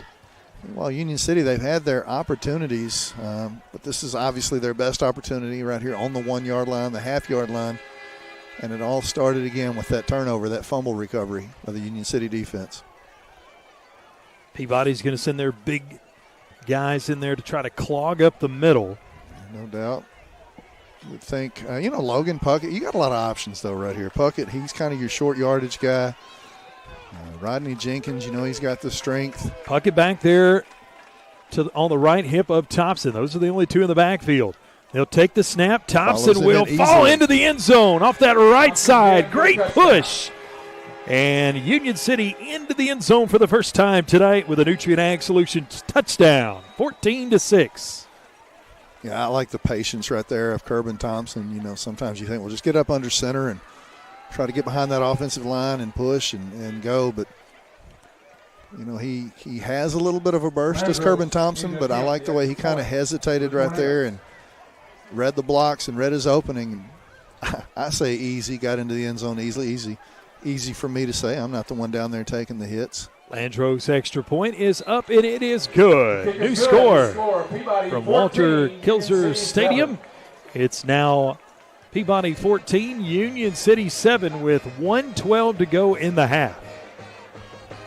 And again, we mentioned it. Union City will get the ball to start the second half, but you don't want to take anything for granted right here. It's been several weeks, but we've seen Union City give up some scoring in those late second quarter situations. I'm sure that's something they're over there talking about as well. Got one timeout over there. You don't want to use it right now, obviously, clearly, but at some point here, if they don't like something they see, it's nice to have that in their back pocket in this defensive set and series. Do you think Peabody gets the ball right here? Do you think they go aggressive? Because I kind of do. I think so, absolutely. I think if you're on that coaching staff, you feel like you've had a lot of missed opportunities and maybe a chance to steal a score. And we've already seen their athleticism. Really come into play here. There's different levels of aggressiveness. You may even see some of that screen action from Peabody, knowing if you don't get it, Union City down to one timeout. If we don't like what we get on first or second down, we're going to let that clock run down anyway. But you never know. You spread this thing out and you break one. Well, the other thing about Peabody is they've got 2 timeouts left, so they can stop the clock a couple times along with work the sideline. This is Crawford kicking off. We've seen them do this before and him be the one who tries to run in and get that ball just a little bit of kick. But you wonder if they're doing that because Peabody's also seen that. And they try to creep some people up and go ahead and kick this one long. Crawford approaches it. We'll see what he does here, and he puts a boot into it. This is going to be down the sideline and will be fielded at the 10. Yeah, great kick, great coverage, it looks like, if they can hold him up right here. Yep, and that is Haynes, I believe. I think that is what they did. They know, Peabody has seen us on film quite a bit as well. We've seen at least once this year where Crawford kicked off and just kicked the ball down the middle of the field and tried to catch everybody off guard and go get it himself. So you got to think Peabody kind of alert and aware to that as well. So just kick it off and then kind of try to outkick their return game. Well, and what you did there also was you ran 8 seconds off the clock, which on a kickoff, you're not expecting to usually run much time off, but 8 seconds was quite the feat with Crawford keeping it over there in no man's land, but also keeping it from going out of bounds. And we've got a timeout. Officials are running in. Union City staff is, or at least Coach Markle's all the way out to the numbers. Nutrient Ag Solution, a Dunn's Auto Body timeout. Maybe a personnel issue right there. You just wonder if he saw, kind of like what we were talking about. We don't know their personnel. We don't know what they run with certain scheme and guys in there, but, Coach Markle and staff has seen it. You'd have to think that's what it was, and you don't want to mess up here with only 64 seconds to go in the half and have somebody running wide open. First and 10, Peabody on their own 15. Yeah, you want to have a really good defensive play right here on first down and force Peabody to make a decision whether they want to be content to run this one in at the half, up 14-7. As again, we've seen them big playability, screen that went for a 54-yard touchdown. Remember, a little bit before that, a 51-yard touchdown completion wiped off the board with a holding call.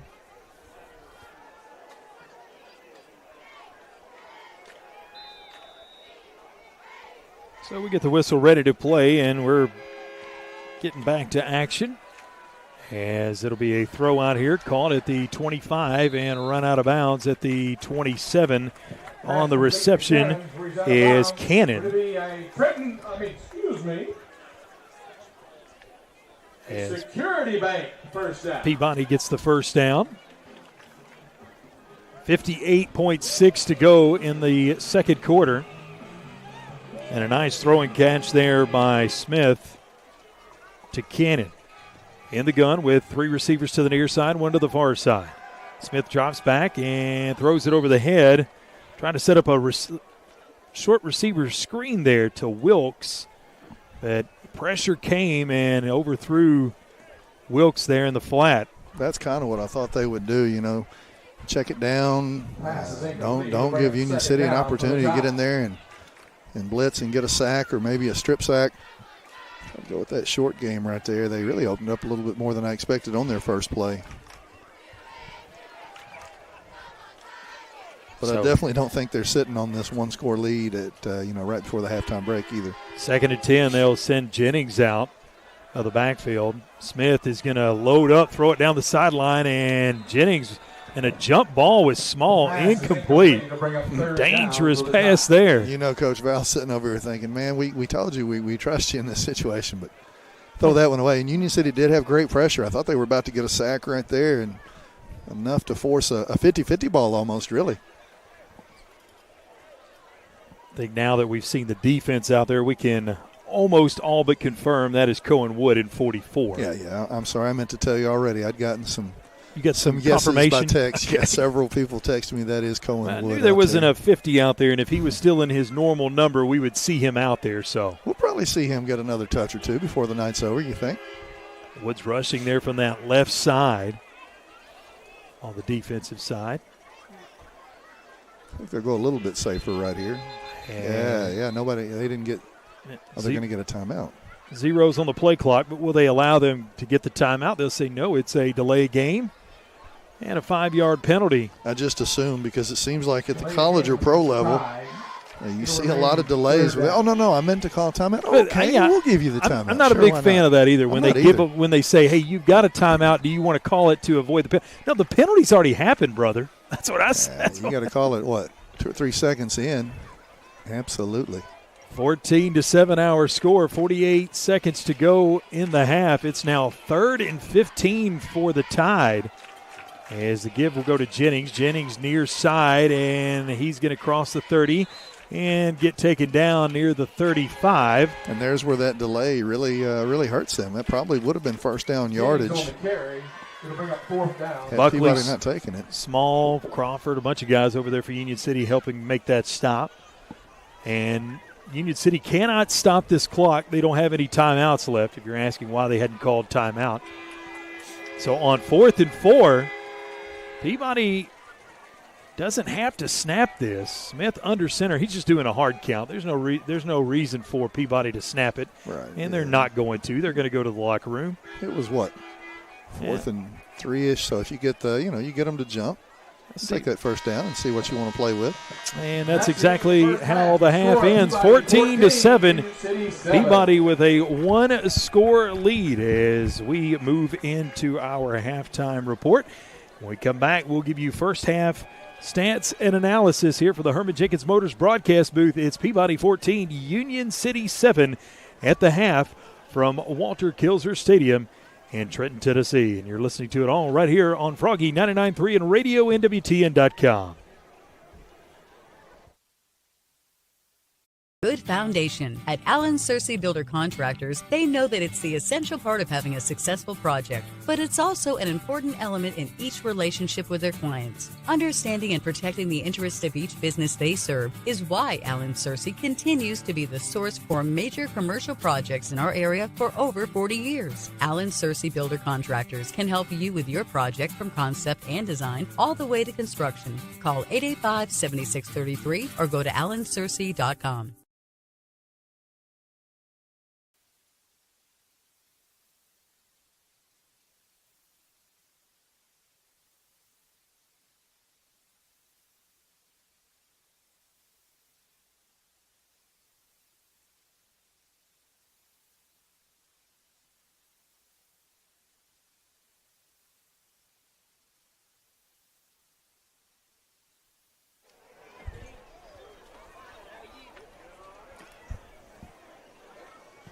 $14-7 our halftime score from the Herman Jenkins Motors broadcast booth in Trenton tonight. Peabody leading by a score. And let's send it over to Coach Eddie Suter with our game stats update presented by Reynolds Brothers Tire Company in Union City and Martin. Coach, take it away. All right, at the end of one, Peabody was up 14-0 off of a one running play, one receiving play. You had Jaden Jennings, 16-yard touchdown run, and then Smith to Agnew on the screen for a 54-yard touchdown throw and catch. It was Union City, though, defense really stepping up, standing up there in the second quarter. It got a couple of turnovers by Peabody, an interception, and then a fumble that leads to the Kerbin Thompson 1-yard run, the best field position, best drive of Union City. And after the extra point, Union City had cut it to a one-score lead. Union City trailing right now 14-7. Some individual stats, or actually some team stats first. We'll go with some yardage situations here. Peabody through the air. Jonah Smith is 4 for 6 for 71 yards again, 54 of that coming on that Edward Agnew touchdown catch and run. And then 98 yards on the ground for Peabody. Most of that Jaden Jennings. He's got 88 yards on 9 carries. And that gives Peabody a total of 169 yards here at the half. Union City has attempted 2 passes. Adrian Crawford, one went for an interception. Kerbin Thompson went incomplete, but nothing through the air stat-wise for Union City. Otherwise, 65 yards on the ground for a total of 65 here at the half. A lot of guys getting involved in the run game. 5 guys with carries. Kerbin Thompson leading the way with 33 yards. Biggest run of the night has been his 15-yarder. Well, I guess the biggest run of the night really was his 1-yarder where he was able to plunge it into the end zone. And again, the turnover situations favoring Union City. Union City does have 1 turnover. It was that interception thrown by Crawford. But Peabody with 3 turnovers of their own. Again, 1 fumble there in the very first play of the game, and then 2 turnovers in second quarter helps Union City out. Then a good half of football. Union City hanging on here, only trailing by a touchdown, and they will get the ball coming out of the locker room. So Union City really hanging tough here and getting those turnovers and really just bending but not breaking. Had a couple big plays, but other than that, Union City's hung in there. They fought hard. This is pretty much the team we've seen all season long and wouldn't expect anything less. Thank you, Coach, for doing those stats for us, our stat update. Presented by Reynolds Brothers Tire Company in Union City and Martin. Let's take another time out. When we come back, we will give you a look around the scoreboard, and then we will have our halftime interview, and you're listening to it all right here from the Herman Jenkins Motors broadcast booth on Froggy 99.3 and RadioNWTN.com.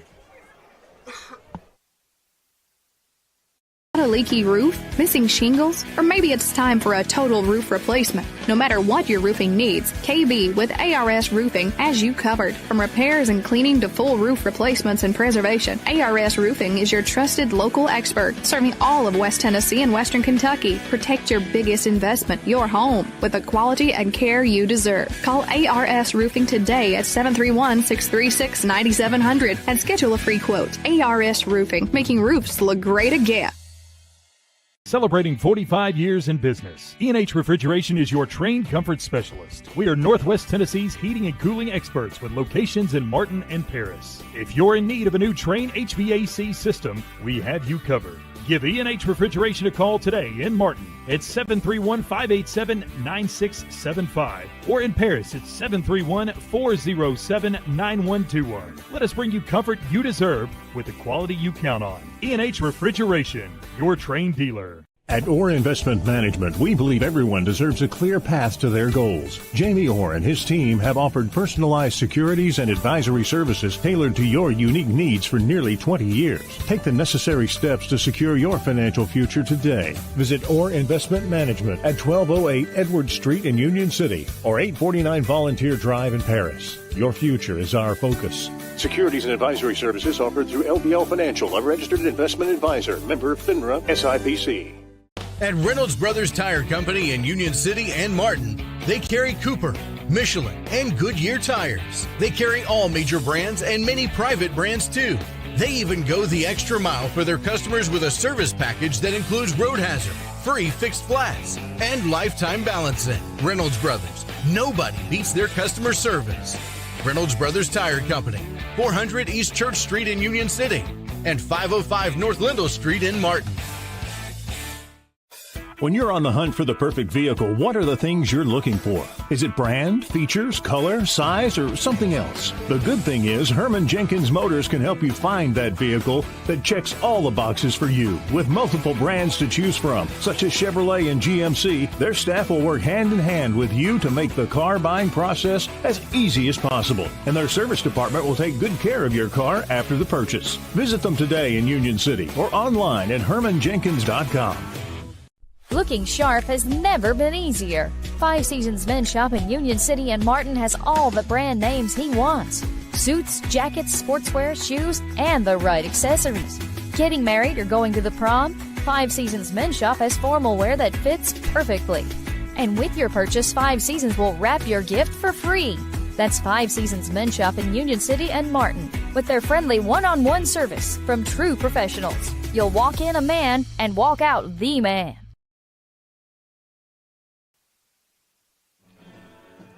Back here at the Herman Jenkins Motors broadcast booth, it is halftime at Peabody as Union City trails 14-7. But don't worry, the Golden Tornadoes will get the ball to start the second half, so they'll have a chance to tie this ball game up. Give you some other scores. Our scoreboard update brought to you by Commercial Bank and Trust. Other scores from around the area: Lexington leads Southside. What a ball game this one is. 21-20 at the half. What a close matchup that is at the half. Also, it's Milan shutting out JCM 14-0. McKenzie also at the half, leading Chester County 22-7. And it is Lausanne leading Westview 22-19. A bit of a surprising score. Hardin County leading ECS 21-7. Just about everybody at the half. Here's one game that's not at the half. This one is still in the second quarter, at least last report. It's Jackson Christian on their way to a win tonight in the second quarter, already up 35-6. So they're leading in a big way. And at the half, it's South Gibson shutting out Dyer County. A little bit of a surprise there. Dyer County shut out in the first half, 21-0 is the score there. And that's going to be about all the scores we can dig up for you at the moment. And a special thank you to our scoreboard update sponsor, Commercial Bank and Trust. And a shout out also to our game day sponsor, that's Greenfield Monument Company. So thank you to them. Got a chance to catch up with the middle school softball coach, Coach Christian Folks, a little bit earlier today and talk about what's been going on with her program this year. Their season has wrapped up. They finished 9-5 this year, but unfortunately wanting to get to that double-digit win column in double-digit wins, but unfortunately they had 3 rainouts to end the season. But here's our Union City Board of Education halftime interview.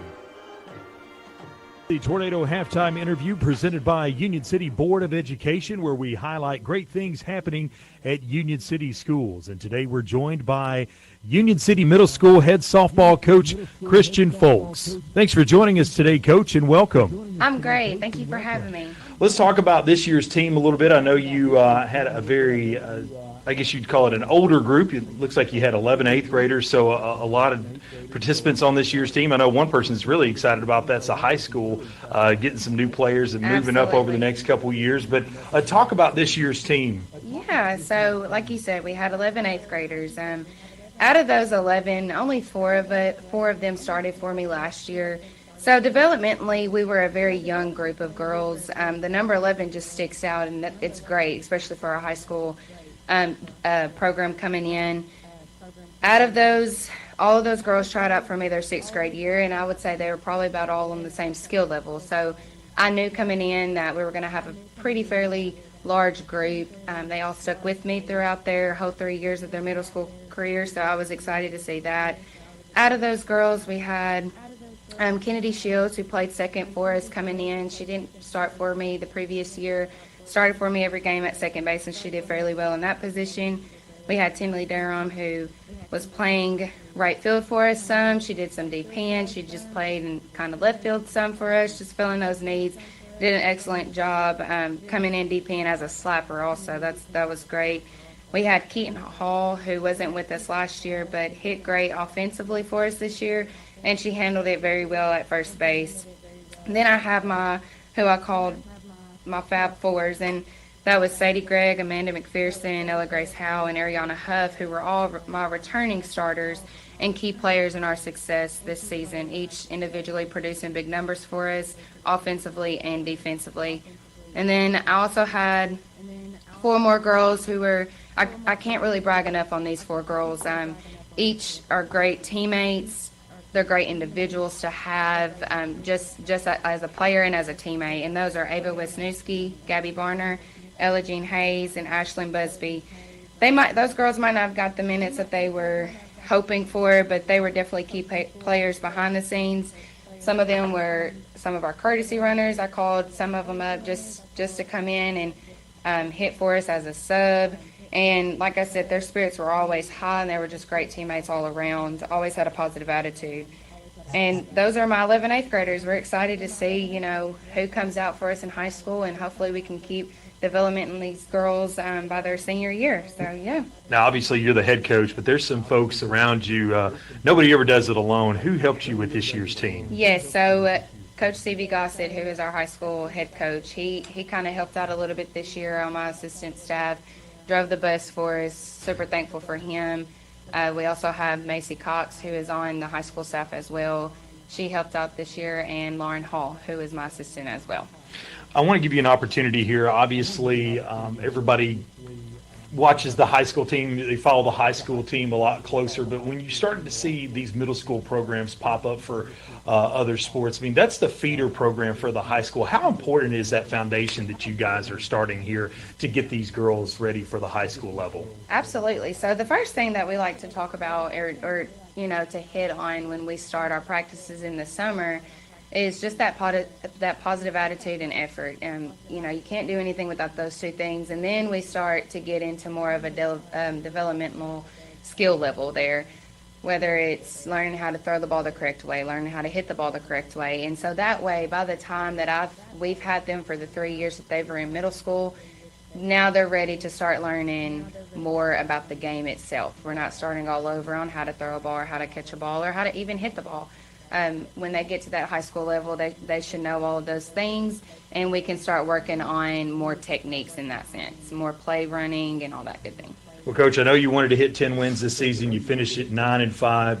3 rainouts. You were probably one of the rare people in the area that loved the 60 days of no rain because you didn't have to worry about it, practice or games. But, of course, over the last week, we've seen that rain move in. Thank goodness, getting some rain. But, unfortunately, you guys had 3 rainouts to finish the season. I have no doubt you guys would have gotten to 10 wins. But I know you're really proud of this group and what they accomplished this year. And you can't wait to see what they do at the next level. Yes, I'm super excited. I've got some upcoming 7th graders and 6th graders that kind of stepped in and played some big roles for us this year, so I'm excited to see what next year is going to bring, and then also for high school level as well. Well, Coach, thanks for joining us, and good luck with the program, and we'll catch up with you down the road. Absolutely. Thank you so much for having me.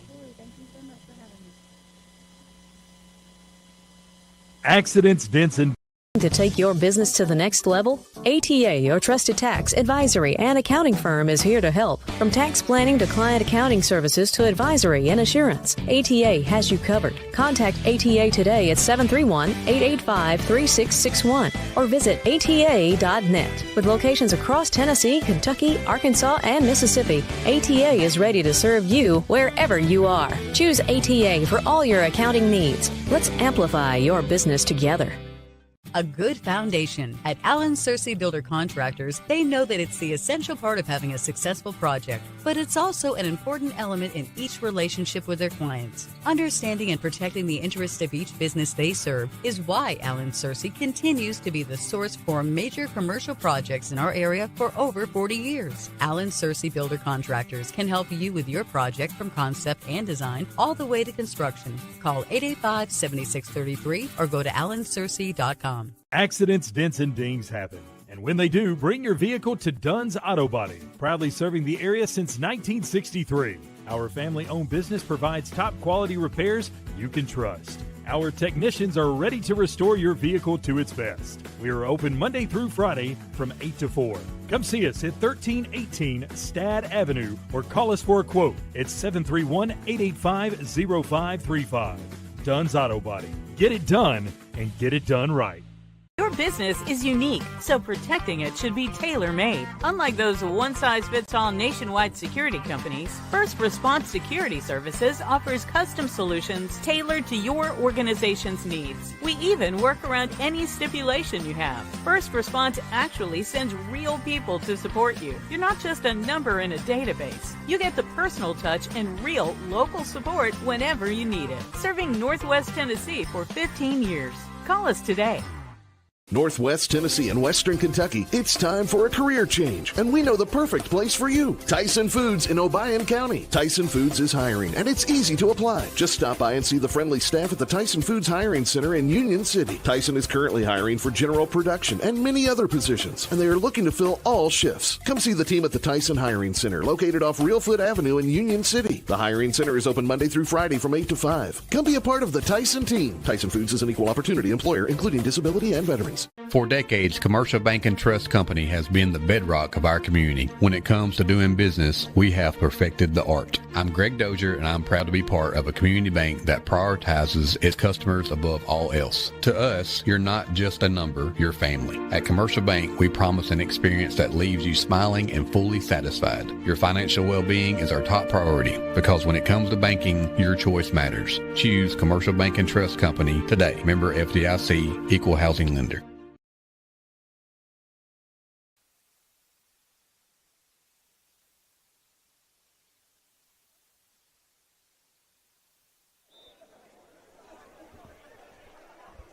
Back here in the Herman Jenkins Motors broadcast booth as Peabody's marching band has finished their halftime routine. Nice show from them. Always a really good band. Union City also has a great tradition in band. And, Coach, you know, while band's on the topic here, Union City Invitational going on tomorrow, and that's been going on for a number of years, something that Union City's proud to put on every year and invite a lot of the bands to come up and compete. Oh, yeah, it's a huge deal in Northwest Tennessee, without a doubt. They've been doing this thing for over 30 years. You've got, a kid in the band now. I've had three kids in the band. UCI back in the day. See, yeah. That's right. I forgot about that. You've done this thing. It's a big deal. Got 22 bands coming in. I talked to Coach Deem earlier in the day to kind of get my bearings straight. 22 bands are coming from Tennessee, most of them from Tennessee, a few coming from Arkansas, as they usually do. You know how long of a day it is, too. Most of those kids are going to be working in that thing, and a lot of parents, too. It's going to start at 10 o'clock in the morning, but it'll start a lot earlier than that. And then the award schedule for 9:45. You've been there, done that. You know it doesn't always go to schedule. Sometimes you're leaving those high school stadiums, not just – I'm not beating up on Union City. It's all of them. Yeah, I've been to college, wherever they put on these big events, it doesn't matter. And it kind of trickles down. Yeah. Somebody's 5 minutes late. The next person's 5 minutes late. Next thing you know, you're doing awards at 11 o'clock at night. So, you look at it and you go 10 to 10. Well, that's a 12-hour day. Anyway, that looks awful. But I promise you, those people will probably be there at 6 or 7 o'clock in the morning. And, in fact, a lot of people will be there well after. My wife has stayed back. She chaperones when the band goes on the road. She stayed back to work tonight to get ready. So look at you with excuses, man. We don't even have to write you a note. We got you on the air. So, but the Union City band here tonight, being the pep band in the stands, exciting. Yeah, how about those kids? I mean, they're gonna be working in the morning too. That's right. I forgot about the fact that we brought our own pep band. Not getting to march. I wish we could have seen them march tonight, but I know they've been working really hard on that show. I'm still getting kind of used to that, and I think it's a Tennessee thing. I don't know. Obviously, I know the half times they've shortened them up, but man, when I was growing up, and again, this is the late '90s and very early 2000s. You usually marched even on the road and you wore your uniforms, right. But now I think it hadn't been that. I don't think it was that long ago that was changed. To be honest with you, because I think since I've been at Union City, at least I can remember some nights at least our band performing at Visiting. You would have one band. Usually the visitors would come out there. Well, the visitors always went first too, and then your home crowd would come out there. Yeah, because you want to finish with your own people. And they would get out and march and put on the show. You always felt like that was something you wanted to do out of just common courtesy. And those two teams like to see each other, too, was the cool thing, like Peabody. That's the thing. These are competitions between these band guys and band kids and all, but also a lot of respect between the programs. Ready to get the second half underway as Union City will receive the kickoff. As we'll see Griffin have it teed up. It is a bouncer at the 15, fielded there at the 10. This is Crawford, 20, 25, and dives forward there at the end after getting taken down by the ankles. It's a good return, good field position start for Union City at the, the 26, 27-ish. Tackle made by Caleb Knight. That's where Union City will take over 1st and 10 on their own 27. It'll be 1st and 10 for the Tornadoes on their own 27-yard line to start the second half. Union City going from left to right, trailing by a touchdown. Crawford in the backfield. Thompson at quarterback. I believe that's Puckett on the left side. They put Cohen Wood in motion from right to left. Handoff goes to Crawford. Crawford able to elude one man, bounces it outside. He's going to drag a couple defenders, still pushing forward. What a tough run by Crawford. That's the best run of the night for Crawford by far. It may not be yardage-wise, but just the fact that he was able to take that hit and keep on churning, 6-yard gain. I think some of this outside read is going to open up a little bit just because Kerbin Thompson has kind of thrown his name into the mix. It looked like it was going to be a heavy dose of Jenkins and Crawford. And Peabody was really keying on that stuff and keying on those two guys. You throw another weapon or two in there, gets those eyes darting around, a little bit uncertain, especially on that linebacker's position. And then you're just talking about the offensive line opening just one hole right there, and you can break something. Here's Puckett. Gets away from the first man, goes on that right side, surges forward. Haynes with the stop, but not before he picks up 3 on the play. I think that 4, it's going to be 3rd and 1. I was going to say it's a 3rd and long 2, more like a 3rd and yard and a half. Well, Puckett's getting 2 yards on the gain either way right there. So Union City, this is exactly where they'd like to have all their third downs be. 3rd and 2, 3rd and 3, 3rd and 1. Puckett in the backfield along with Crawford. Puckett been that short yardage guy, but again, Kerbin Thompson also being able to stick his nose in there and pick up some tough short yardage situations. And he will be the keeper. Yep. Thompson will have the first down. Herman Jenkins Motors first down. As Thompson calls his own number. Yeah, no point in messing with an exchange right there when you just need a yard. He picked up a yard plus a couple. One thing that we're seeing as this game continues to play out is Thompson coming back off injury. Like you said, Coach, he dressed last week, probably had 2 weeks of practice, but boy, they have a lot of faith in his lower extremities because I know that's where his injury was. They've had a lot of faith running him up the middle a few times, and he looks solid. Now, the good thing was he was available last week, but they didn't have to use him a lot last week. Got him an extra week. Had to help here tonight. Thompson turns around, hands it to Crawford. Crawford trying to stretch it out on the far side. He's going to get dumped at the line of scrimmage. Maybe a half-yard loss on the play. Now, technically, they had it on the 40 already on the board, so they'll say it stays at the 40. No gain on the play. Heard a fan below he lost a yard at least. You get forward progress. In all truthfulness, I thought it may have been a yard loss, but, we'll take it. Dude, I think it all the time, and then the next thing I know, they're putting that ball about a yard or two further than what I usually think it is on both sides. Well, here's the thing you tell the fans. It all evens out at the end of the day. Yeah, I don't know how you spot a ball in some situations anyway. 2nd and 10 after the gain of no gain by Crawford. Crawford splits out here to the right side. They're going to throw it down the sideline for him and loft it up. Passes in the air, and it is almost picked off. They say it never touched the ground. It's an interception by Peabody. Wow. My goodness. And on that interception is Knight. Knight on the interception. Knight he was the first man in the area. He was able to tip that ball up in the air. And then a teammate came in. It looked like Crawford was going to knock it. I think Crawford got a hand on it too. It's like he became a defensive back there, and then you're right, a teammate tipped it. Knight was just laying there, and it ended up right there in his belly, and he was able to tuck it and maintain possession now for Peabody. So the second turnover of the night against Union City goes on a tipped pass play. Now 2 interceptions by Union City.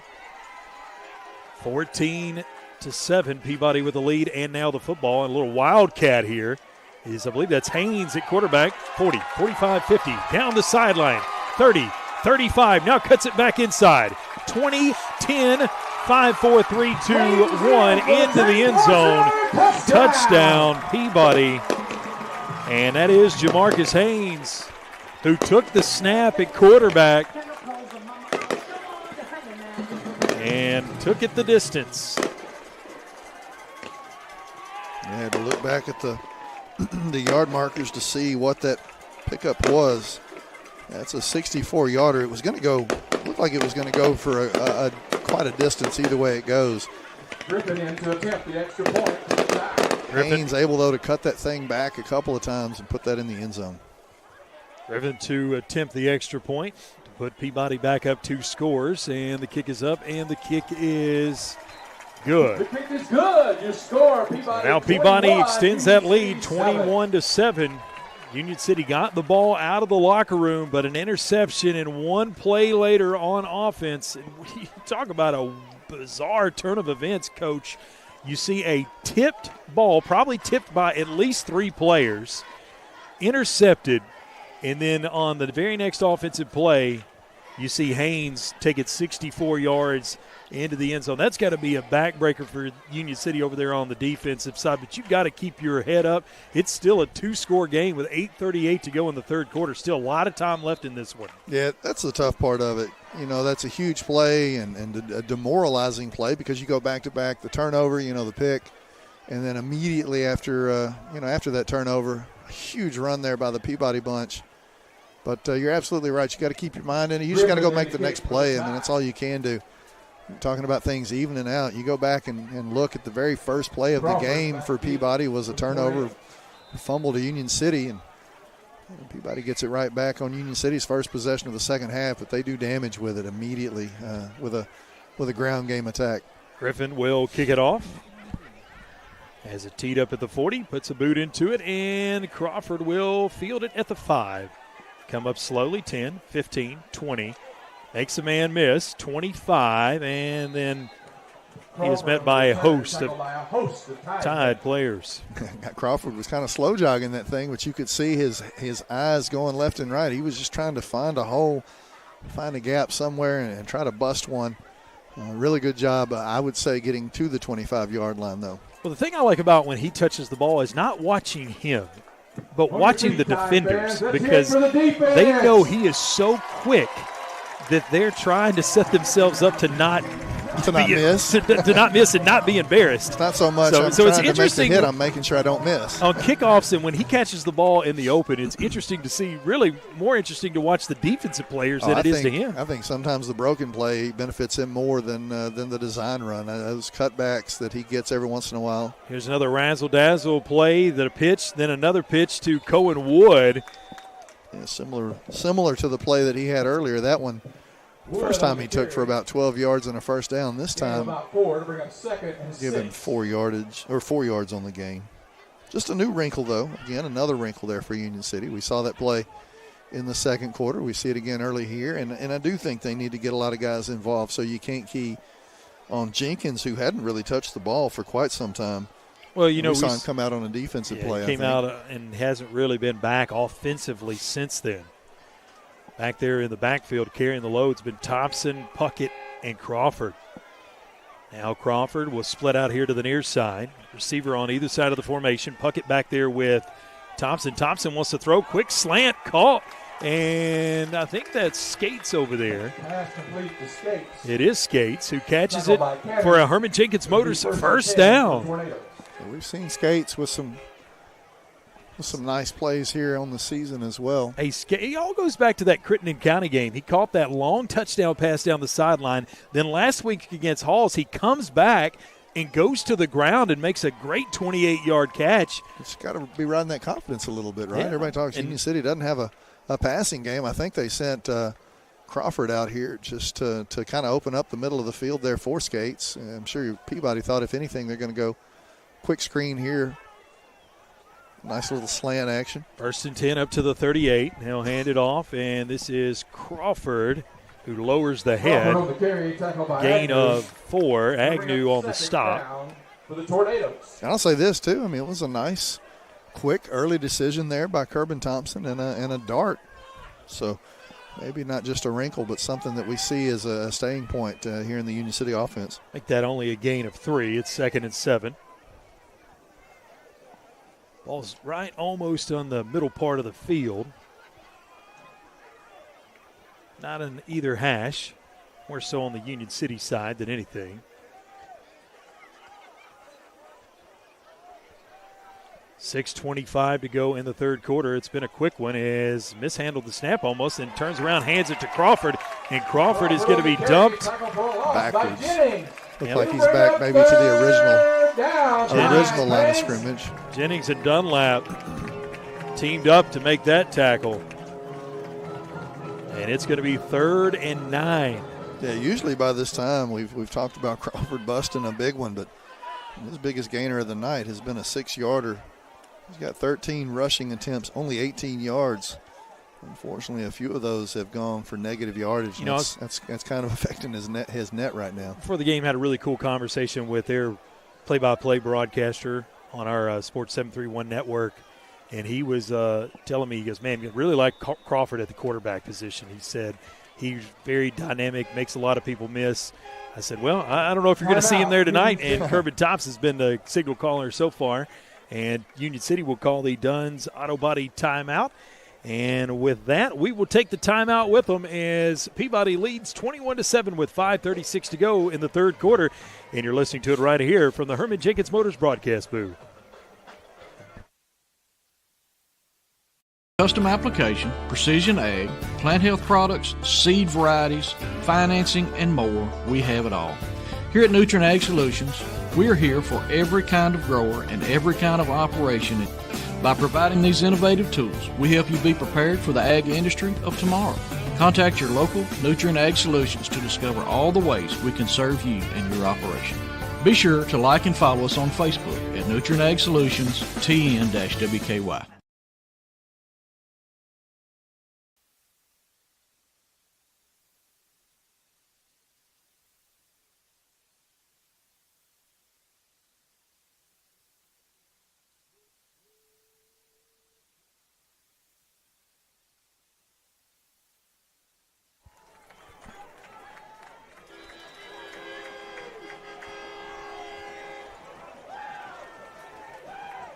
As we come back to action, Thompson wants to throw, in trouble, and he's going to be sacked, but this is going to be a face mask.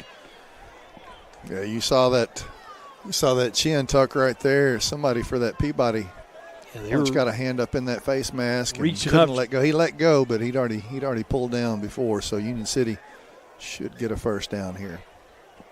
Union City was going to pass there, but didn't really have anybody open, and Thompson saw some pressure very early on in the play. Fortunately for Union City, Trenton Peabody is going to be guilty of the face mask. A 15-yarder. So 15 yards, mark it off. And you know you got it right when nobody we're right up here above the home side. Oh. Nobody saying a word, nobody complaining. I'll tell you this is I don't know if you feel this way, Coach, but I have been able to follow Union City's offense the best all year long from up here. I don't know if it's just the angle that we're at or what, but I've not been height and no glass between us has helped a little bit. I've not been deked out yet. I haven't lighting. I mean, it's a nice. It's the second best field we've played on this year, right? Besides War Memorial Stadium, right? That's right. 21-7 the score. Union City trying to close that gap, trailing by 2 scores. Thompson will take it up the middle, and look at this. He's going to continue to run and has the first down and more all the way almost inside of the 30. He's at the 31. Herman Jenkins Motors first down in a big way.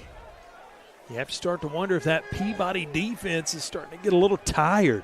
Union City's offense has been on the field quite a bit. We don't keep up with time of possession, but don't make me do that. No, I'm just saying, Golden. We'll maybe get that next week when we do the coaches show. But Golden Tornadoes have held on to the ball a while. Yeah, and I'm gonna tell you, Thompson hit that hole. He had an opportunity to bust that one, but somebody was able to slow him up just 3 or 4 yards past that line of scrimmage, or he might have been gone all the way.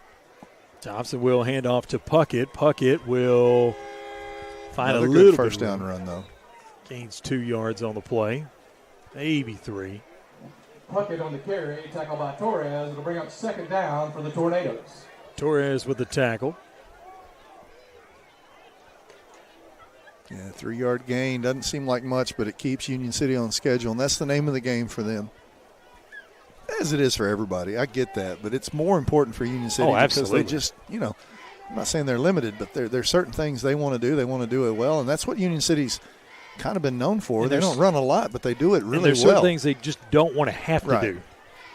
Going Wood, moving signs of the formation from right to left. Kerbin Thompson runs it up the middle. Why not? Yeah, they haven't the best stopped it option yet. Here in the second half for sure. Another Herman Jenkins Motors first down inside of the 20 and inside of the red zone. So where they spot this thing, they're going to give him about 9 yards on that keeper.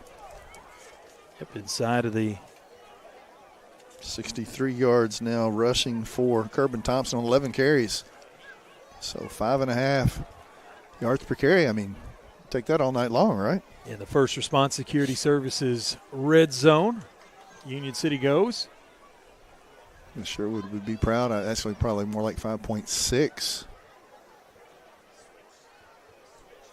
Thompson of the pistol takes a snap, hands off to Crawford. Crawford went to the right initially, then kind of bounced it back to the middle.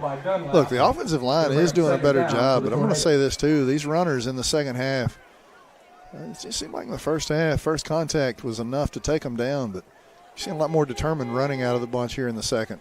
7 yards for Crawford. Ball's on the 12-yard line. Peabody 12. We'll see what they call up here on 2nd and 5. We're in the final moments of the third quarter. Under 3 minutes to play. And a snap goes over the head of Thompson. He's just got to go back and fall on it. Yeah, and you wonder there, but with his back to the play, you don't want to take any chances in here. Third down. So Tornado. He did a great job of getting back on that football. So what was 3rd and 5? It's now going to be 3rd and 15 or around there.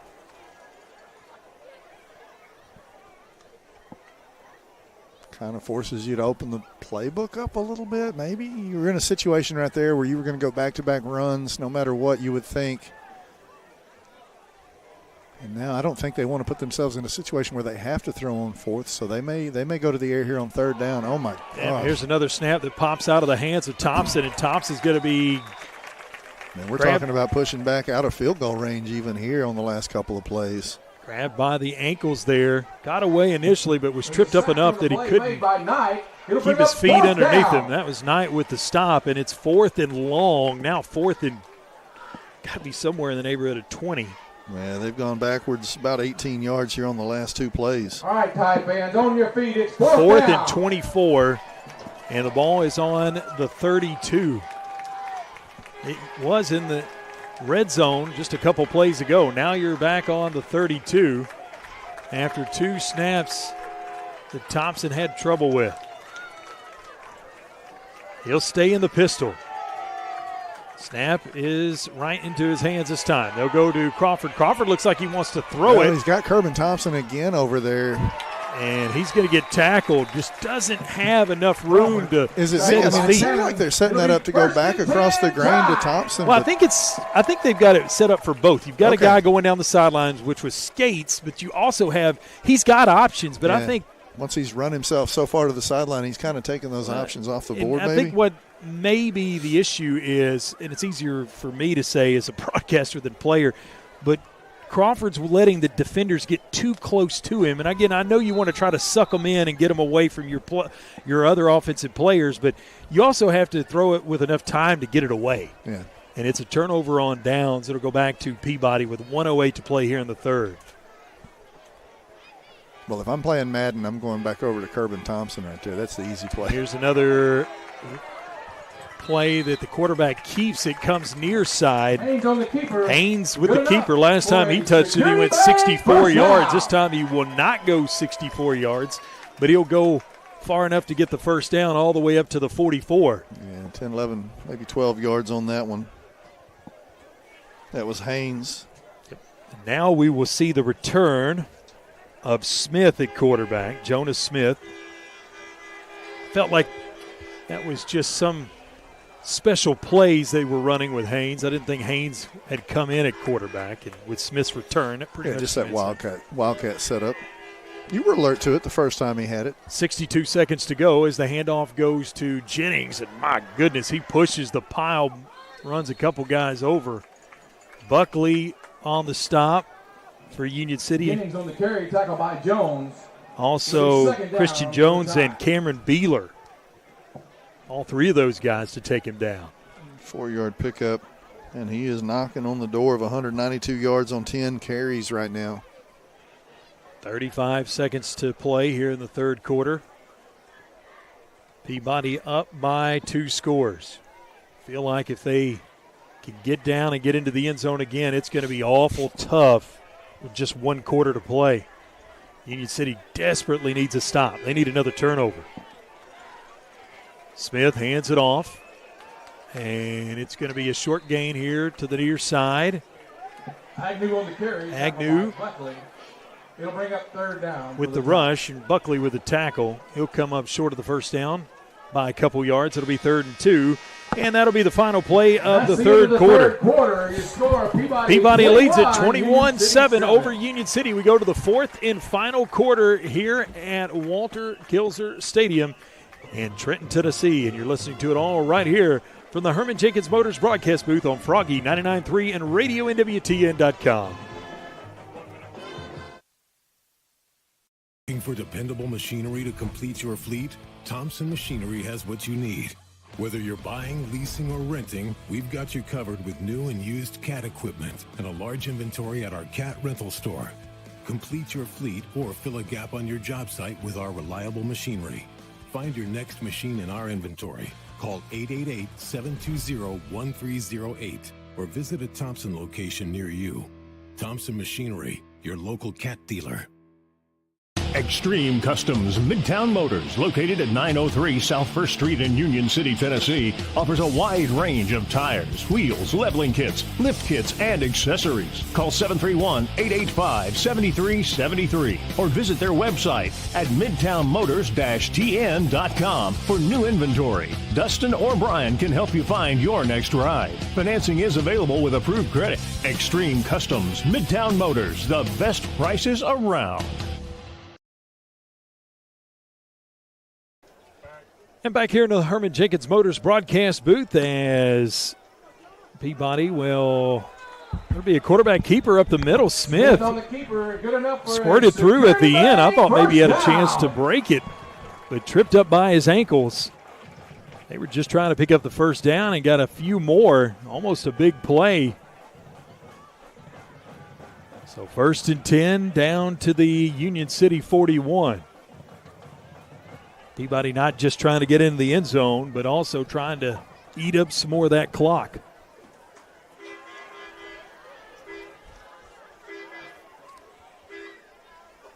Smith takes the snap, hands it to the running back. That's Agnew. He gains 2. This is one of those where Peabody kind of wants to out Union City, and just run clock and just try to go first down after first down. I don't think they'll get in a big hurry either right now. Just a 2-possession lead, but the clock obviously way in their favor. Peabody breaks the huddle. Jennings now back in the backfield with Smith. They'll send 2 receivers here to the near side. Ball's on the far hash. Peabody going from left to right. Now they'll move over, and we're going to point out some movement. Yep. Going to be a offensive penalty here. Illegal procedure, false start. Take your pick. Push them back 5 yards and put them back behind the sticks is the important thing here for Union City, is they're trying to find some way to get this ball back. Down 2 possessions, or 2 scores. Peabody trying to keep that perfect record. They are 5-0 on the year, trying to make it 6-0. Already 2-0 in the region. Wins against JCM and Gibson County. I wanted to say Halls. That's the Union City win in the region. So with a receiver either side, Jennings off the left hip of Smith. They'll hand it to Jennings. He comes to the near side, now cuts it back up the middle. Got them right back there close to where they were on second down. Yeah, pretty much got those 5 yards back before Cohen Wood could stop him.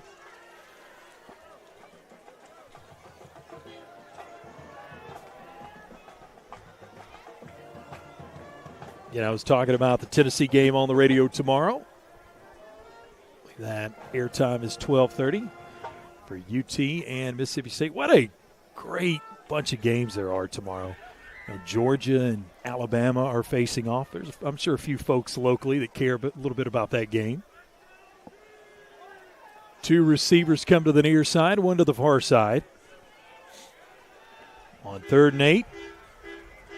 See if Peabody goes to the air. They'll drop back, screen in the middle of the field. That's Jennings. Catches it, 35-30, and he is taken down there, but he picks up the first down.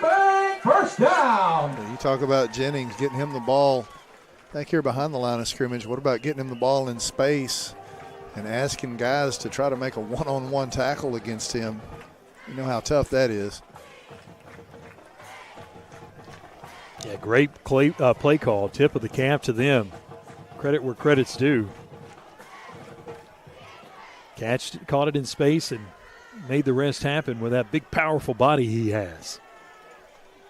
Down to the Union City 29. Now on the pistol. Smith will turn around and give it to Jennings. Jennings will take it to the outside here. And a gain of Jennings 2 or 3. Tackled by Woods. It'll bring up second down for the tie. Out there on the stop. They said Wood, but I see Andre Small also out there. 2 yards gives him unofficially 99 in my book. Jaden Jennings, 12 carries. He's kind of been the workhorse here for Peabody tonight. They've distributed a little bit. You've seen Edward Agnew mixed in. Of course, you've seen Haynes on a couple of Wildcat carries. One of those he took to the house, 64 yards for a touchdown. But most of this inside running has gone to Jaden Jennings tonight. Low snap. Able to corral it and hands it off to Jennings. Jennings just pushing forward in the middle part of that line. Yeah, low snap. Looked like the timing was going to be off, but Jennings in your back pocket. You just expect that young man to make something positive. That does push him over 100 yards now, 104 on the night. Just short of the 22. They'll put a 22 on that he got down to the 22. I'm not sure if the nose of the football is resting on it or not. It's close enough, though. And it'll be 3rd and 3 when they break the huddle. Just outside of the red zone. Peabody again in no hurry. Breaking huddle with under 20 seconds to go on the play clock. And they'll snap it with under 10. Approaching 7.5 to play here in the 4th quarter. It's Jennings again coming near side. 20, 15, and tackled there at the 12. Jennings on the He's just a tough runner to bring down. Another first down for Peabody. And they have worn down Union City here on this drive. You could tell those guys down there for the Golden Tornadoes are pretty tired. A lot of hands on hips. Playing both ways again. Peabody's numbers a little bit better than Union City. They're able to mix a few different guys in there in some different positions, but Union City pretty much going both ways. Ironman football, we talk about it almost every week. Haynes at the quarterback position will take the handoff, and he hands off to Jennings. Jennings will look like he wanted to bounce outside on that left side of the line, but then took it back up the middle. I really thought Haynes was going to keep that one. I think if you ask Haynes, he probably wanted to keep that one. Keep it and go to the right. I think Jennings just took it. Oh, you think from he him. took it? Okay. Yeah. I got you. Second and about 7 for the tie. 2nd and 7 from the Union City 9. Now there's somebody else back there, quarterback. No, that's Smith. He's going under center. Yeah. I was so used to most of the time either teams go under center or go to the gun, and here's Jennings, and he pushes his way on the door of that end zone to the 1 yard line. Just bowling guys over. I believe that'll be a first down, too, because there was about 2 or 3 yards between that first down marker and the end zone itself. They're trying to spot it on the goal line. End zone, yes. It'll be first and goal, Tide. So it'll be first and goal from the 1. It's one of those situations you almost just kind of hope Peabody gets cute with it and messes up an exchange right here, but you would assume the way Jennings has been able to get a push all night long. That goes to Agnew, though, Yeah, Agnew's going to get the carry, and there's a signal from the official. Touchdown, Peabody. Agnew in for the Trenton Center. Smith under center, turns around, gives it to Agnew. He goes 1 yard into the end zone, and it's now 27-7. The extra point.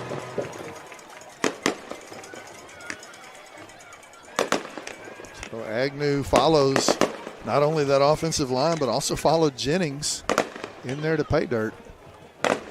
Griffin on to attempt the extra point.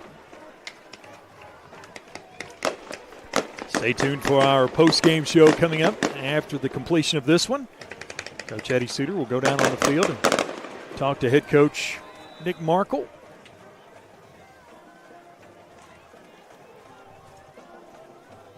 Griffin. Snap, set, kick on the way, and the kick is good. The kick is good. New score, 28-7. Peabody on top with 5:46 to go in the ball game. And you're listening to it all right here from the Herman Jenkins Motors broadcast booth on Froggy 99.3 and RadioNWTN.com.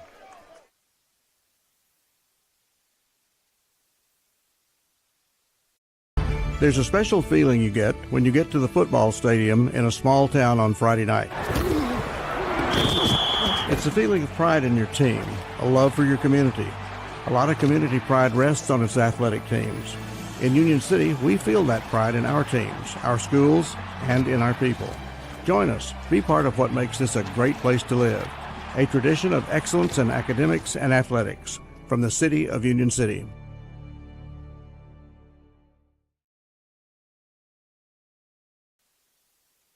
Deep for the Tornadoes to receive. Herman Jenkins Motors broadcast booth, 28-7. Peabody with the lead after getting back into the end zone. Agnew with a 1 yard run. And with 5:46 to go, it looks like Peabody's on the way to continuing their undefeated season to this point. Union City is facing their first loss in region play, but we still got 6 minutes to go.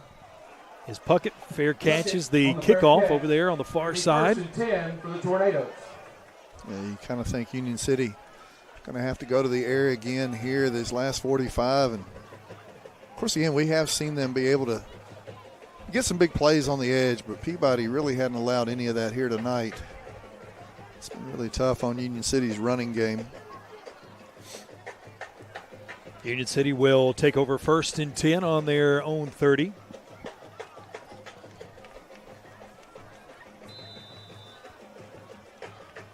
Golden Tornadoes break the huddle. Thompson still in at quarterback. Long receiver split out here to the near side. Wood goes in motion from right to left.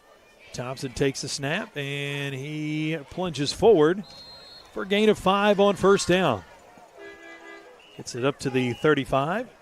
Thompson on the keeper, tackled by Hernandez. It'll bring up second down for the Tornadoes. Hernandez with the tackle. It's the 14th carry by Kerbin Thompson.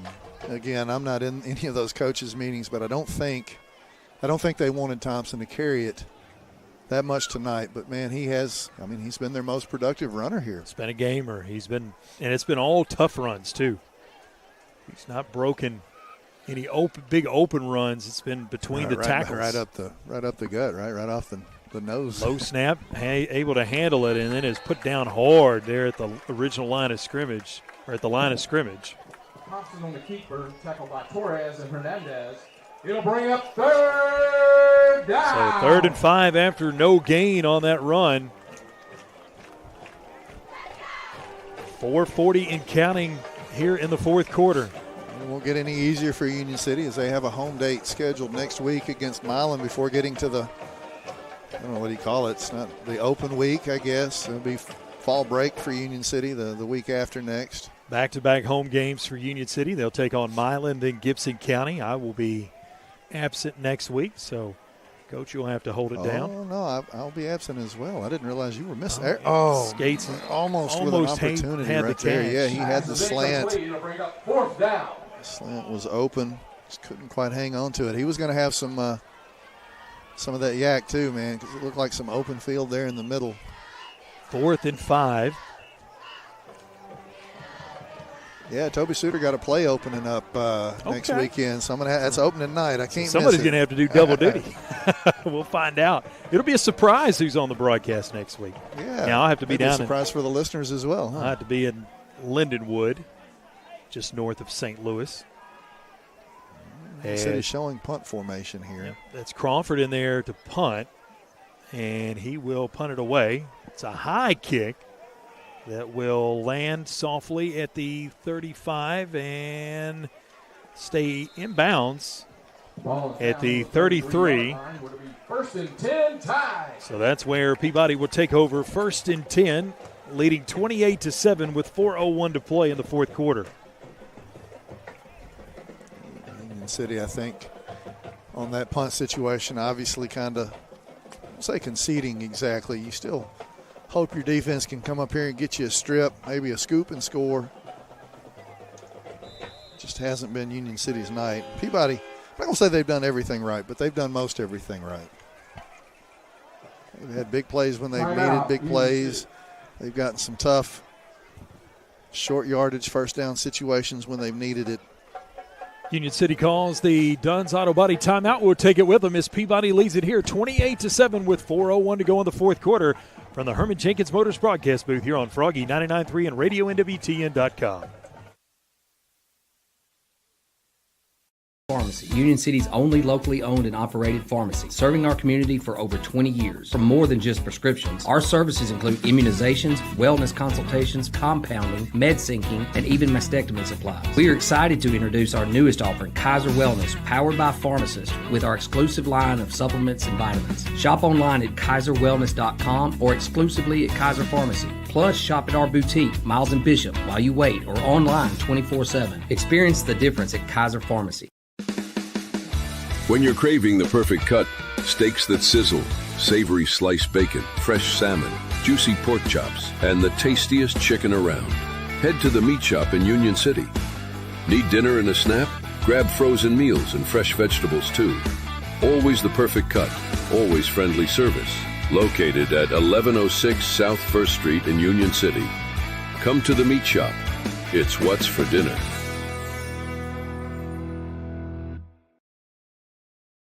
Coming out of the timeout here in the Herman Jenkins Motors broadcast booth, as it is 1st and 10 for Peabody. Haynes at quarterback. Off his right hip is Jennings. Haynes will pull it, keep it himself, come near side, 35-40, and run out of bounds. The only thing he did wrong there was run out of bounds if you're on the Peabody side. Bring up 2nd and 1. Isaac Hardy. Well, I thought it was a first down, but I mean, even now they pointed just forward, but that short. spot is not a first down. The white hat pointed like he gave that first down indication, but he's just short. Got to be just short. Yep, 9 yards. So, again, no first down, and get out of bounds. You stop that clock as well. Now, wait, they are putting it. Yeah, the white hat just told him to move. Security bank, first down. The spot was not a first down. I thought he got 10 or 11 yards on the run, to be honest with you, before he stepped when you're out. wearing the white hat and you don't want to be wrong, you don't have to be wrong. I guess you're right. Smith turns around and hands off to Jennings. Jennings finds a hole on that left side, and he's still not going down easy. Yeah, he's still on his feet. He's still on his feet, and finally Union City with a couple guys diving in there late to get him on the ground. That's twice I thought he was down. He was still moving forward. Credit the officials for giving him that opportunity. Second and about 2 for the tie. Gain of 8 on the play. They cross midfield into Union City territory again with 3.5 to go. Peabody with a 28-7 lead. Now, they're not necessarily trying to get into the end zone. They more want to run out the clock than anything. Smith taking a long look here to the sideline. He hasn't gotten the play call yet. Only 10 seconds on the play clock. They're just running it down. They're going to have to hurry if they want to get this one away. They're probably going to take a timeout, you think? They get the snap away. Smith to Jennings, and Jennings up the middle. You talk about milking every second off the clock. I don't think that was intentional, but you're right. First down. I think that was quite the intent. Under 3 minutes to play now. 1st and 10 on the short gain by Jennings in the middle of the field. Down to the Union City 45. 136 yards on the ground for Jennings now to go along with that 11-yard reception as well. Yeah, Peabody just trying to milk that clock. Union City got a couple of timeouts, but not gonna. The good news about Jennings, if you're a Union City fan, is he is a senior, so you won't see him next year. He's certainly somebody I figure will be playing on Saturdays next year at some level. You would think. Jennings taking it to the outside, 40, 35-30, and is chased out of bounds by Crawford there on the far side of the field after another first down. On the carry, but it's a security bank first down. Yeah, somebody that big, that strong, and that fast, I think you're probably going to see him playing on Saturday. 6 foot, 225 pounds. When he took off there, when he hit the outside, you just don't see speed from a guy that size, and he's got great speed. Clock stopped with 2:15 as he ran out of bounds at the 25 of Union City.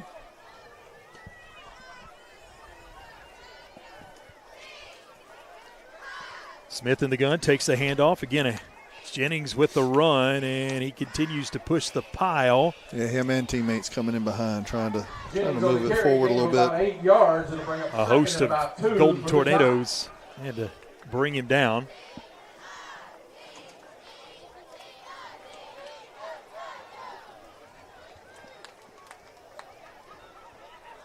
Under 2 minutes to play. Ball's down to the Union City 17. 2nd and 2. Again, back on the radio next Friday night at 6:30. Back at War Memorial Stadium as Union City will welcome in Milan, the Bulldogs. Smith in the gun with 2 receivers to the near side, 1 to the far side. He hands it off to the back, and that is Agnew, I do believe. He gets to the 15 before he's turned away. Agnew on the carry. Good enough for a security bank first down. As they unstack them, Cameron Beeler down there at the bottom of the pile. Young player who has really come along this season, playing some big minutes. 65 seconds to go. And they'll go into victory formation. Smith under center takes the knee, and he'll only have to do that one more time.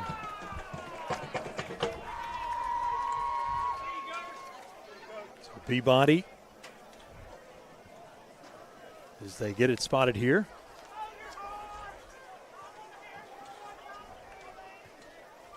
And just one more snap and one more kneel down is all it'll take. Smith under center, takes a snap and takes a knee, and they don't have to snap it again. Final score 28-7. Peabody a winner tonight as they keep their undefeated record alive. 6-0, now 3-0 in the region.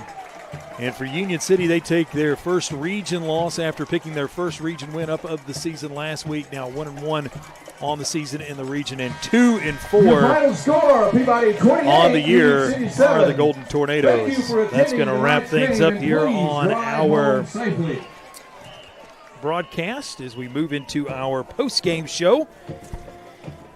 And I want to say a special thank you to our game day sponsor, Greenfield Monument Works, and also a thank you to Davis Clothing in Lexington for making us look snazzy each and every ball game. As we move into the post-game show, it's Peabody 28, Union City 7. Final score from Walter Kilzer Stadium here in Trenton, Tennessee. When we come back, we'll catch up with head coach Nick Markle and give you our final thoughts and analysis and stats when we come back from the Herman Jenkins Motors broadcast booth on Froggy 99.3 and RadioNWTN.com.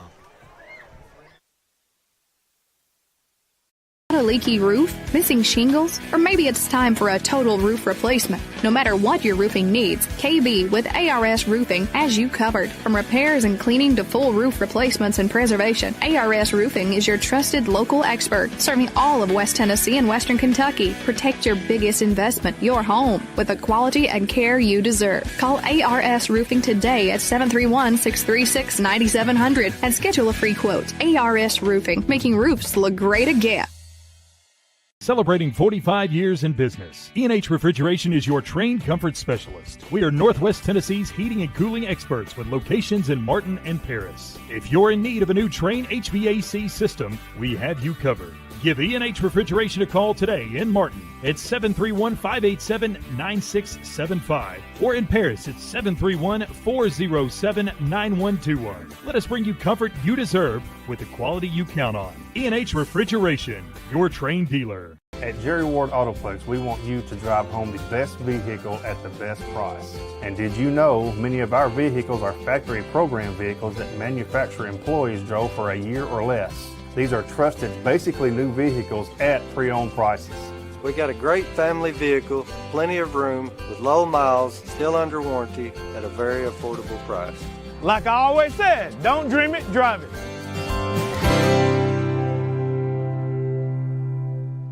At Orr Investment Management, we believe everyone deserves a clear path to their goals. Jamie Orr and his team have offered personalized securities and advisory services tailored to your unique needs for nearly 20 years. Take the necessary steps to secure your financial future today. Visit Orr Investment Management at 1208 Edwards Street in Union City or 849 Volunteer Drive in Paris. Your future is our focus. Securities and advisory services offered through LBL Financial, a registered investment advisor, member FINRA SIPC. At Reynolds Brothers Tire Company in Union City and Martin, they carry Cooper, Michelin, and Goodyear tires. They carry all major brands and many private brands too. They even go the extra mile for their customers with a service package that includes road hazard, free fixed flats, and lifetime balancing. Reynolds Brothers, nobody beats their customer service. Reynolds Brothers Tire Company, 400 East Church Street in Union City and 505 North Lindell Street in Martin. Ready to kickstart a career that'll take you places? Roadrunner Driving School is here to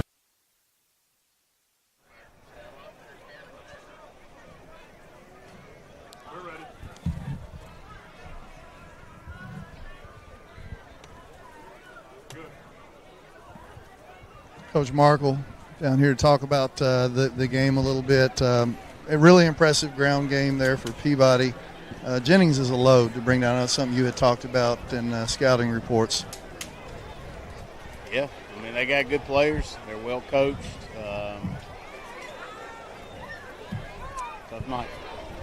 Coach, we won the turnover battle right there. I was able to turn them over a few times, led to one of the scores right there. Some opportunistic defensive plays. Yeah, I mean, I thought our guys played with a lot of heart. I mean, that's, we lost another one tonight early in the game. I mean, game plans are tough when players who rep stuff all week. We got guys playing on hurt knees and banged up feet and banged up shoulders, and it's just life's hard, man. This football season's hard. My heart goes out to these boys. I mean, they lay it on the line, and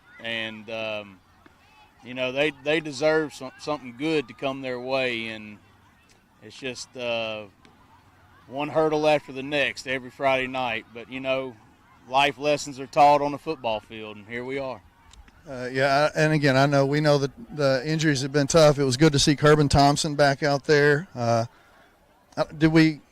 Was the game plan probably not to run him as much, but I mean, he was very successful with some of those inside runs, obviously. Yeah, I mean, a lot of that stuff we're making happen. This is not really what the game plan was. We just trying to find some weak spots on their defense and trying to exploit those. And he's a guy you love to coach, man. He's not 100%, but he's giving it all he's got. He's going to be hurting tomorrow, and it's just a thing to where, sun comes up tomorrow, and tomorrow's a new day, and we'll regroup and see what we got. Coach, we thank you for your time. Good luck next week. Go Tornadoes. All right, thank you for Coach joining us in our post-game. Came back a little bit quicker than we're used to in our 5 Seasons Men's Shop in Union City and Martin post-game show as we get things started. And tough night for Union City as they fall here on the road at 28-7 to Peabody. And we'll take a look at some of these stats. I'll try to it's always interesting to look at the stats when somebody else does them. I'll try to decipher what Coach has written down here. First in the rushing category for Union City, only 5 rushing yards for Rodney Jenkins. Of course, he went down early with that injury. 24 from Adrian Crawford, 50 from Kerbin Thompson, 10 from Logan Puckett, and 16 from Cohen Wood. And for Peabody on the ground, they were led by Jaden Jennings, who rushed for 161 yards. Haynes had 84, 20 from Agnew, and 18 from Smith. And this game was pretty much played on the ground. We saw a few pass plays, but pretty much both teams wanted to keep it on the ground and pound, and run that clock, and that's exactly what they did. You're listening to the 5 Seasons Men's Shop in Union City and Martin post-game show, and our final game stats brought to you by Reynolds Brothers Tire Company in Union City and Martin. When we return, I'll give you my final thoughts, and we'll take a look at some other scores from around Northwest Tennessee as you're listening to the post-game show here on Froggy 99.3 and RadioNWTN.com from the Herman Jenkins Motors broadcast booth.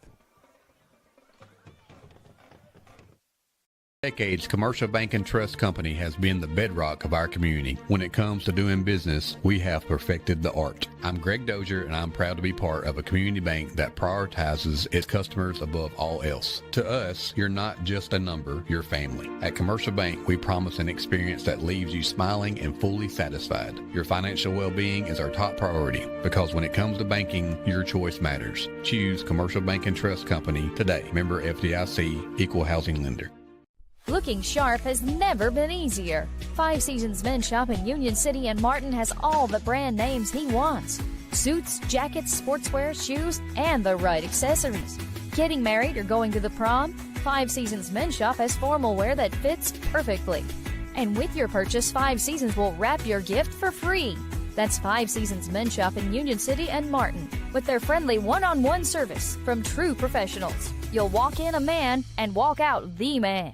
A good foundation. At Allen Searcy Builder Contractors, they know that it's the essential part of having a successful project, but it's also an important element in each relationship with their clients. Understanding and protecting the interests of each business they serve is why Allen Searcy continues to be the source for major commercial projects in our area for over 40 years. Allen Searcy Builder Contractors can help you with your project from concept and design all the way to construction. Call 885-7633 or go to allensearcy.com. Accidents, dents, and dings happen. And when they do, bring your vehicle to Dunn's Auto Body, proudly serving the area since 1963. Our family-owned business provides top-quality repairs you can trust. Our technicians are ready to restore your vehicle to its best. We are open Monday through Friday from 8 to 4. Come see us at 1318 Stad Avenue or call us for a quote at 731-885-0535. Dunn's Auto Body. Get it done and get it done right. When you're on the hunt for the perfect vehicle, what are the things you're looking for? Is it brand, features, color, size, or something else? The good thing is Herman Jenkins Motors can help you find that vehicle that checks all the boxes for you. With multiple brands to choose from, such as Chrysler, Dodge, Jeep, and Ram, their staff will work hand in hand with you to make the car buying process as easy as possible. And their service department will take good care of your car after the purchase. Visit them today in Union City or online at hermanjenkins.com. Looking to take your business to the next level? ATA, your trusted tax, advisory, and accounting firm, is here to help. From tax planning to client accounting services to advisory and assurance, ATA has you covered. Contact ATA today at 731-885-3661 or visit ATA.net. With locations across Tennessee, Kentucky, Arkansas, and Mississippi, ATA is ready to serve you wherever you are. Choose ATA for all your accounting needs. Let's amplify your business together.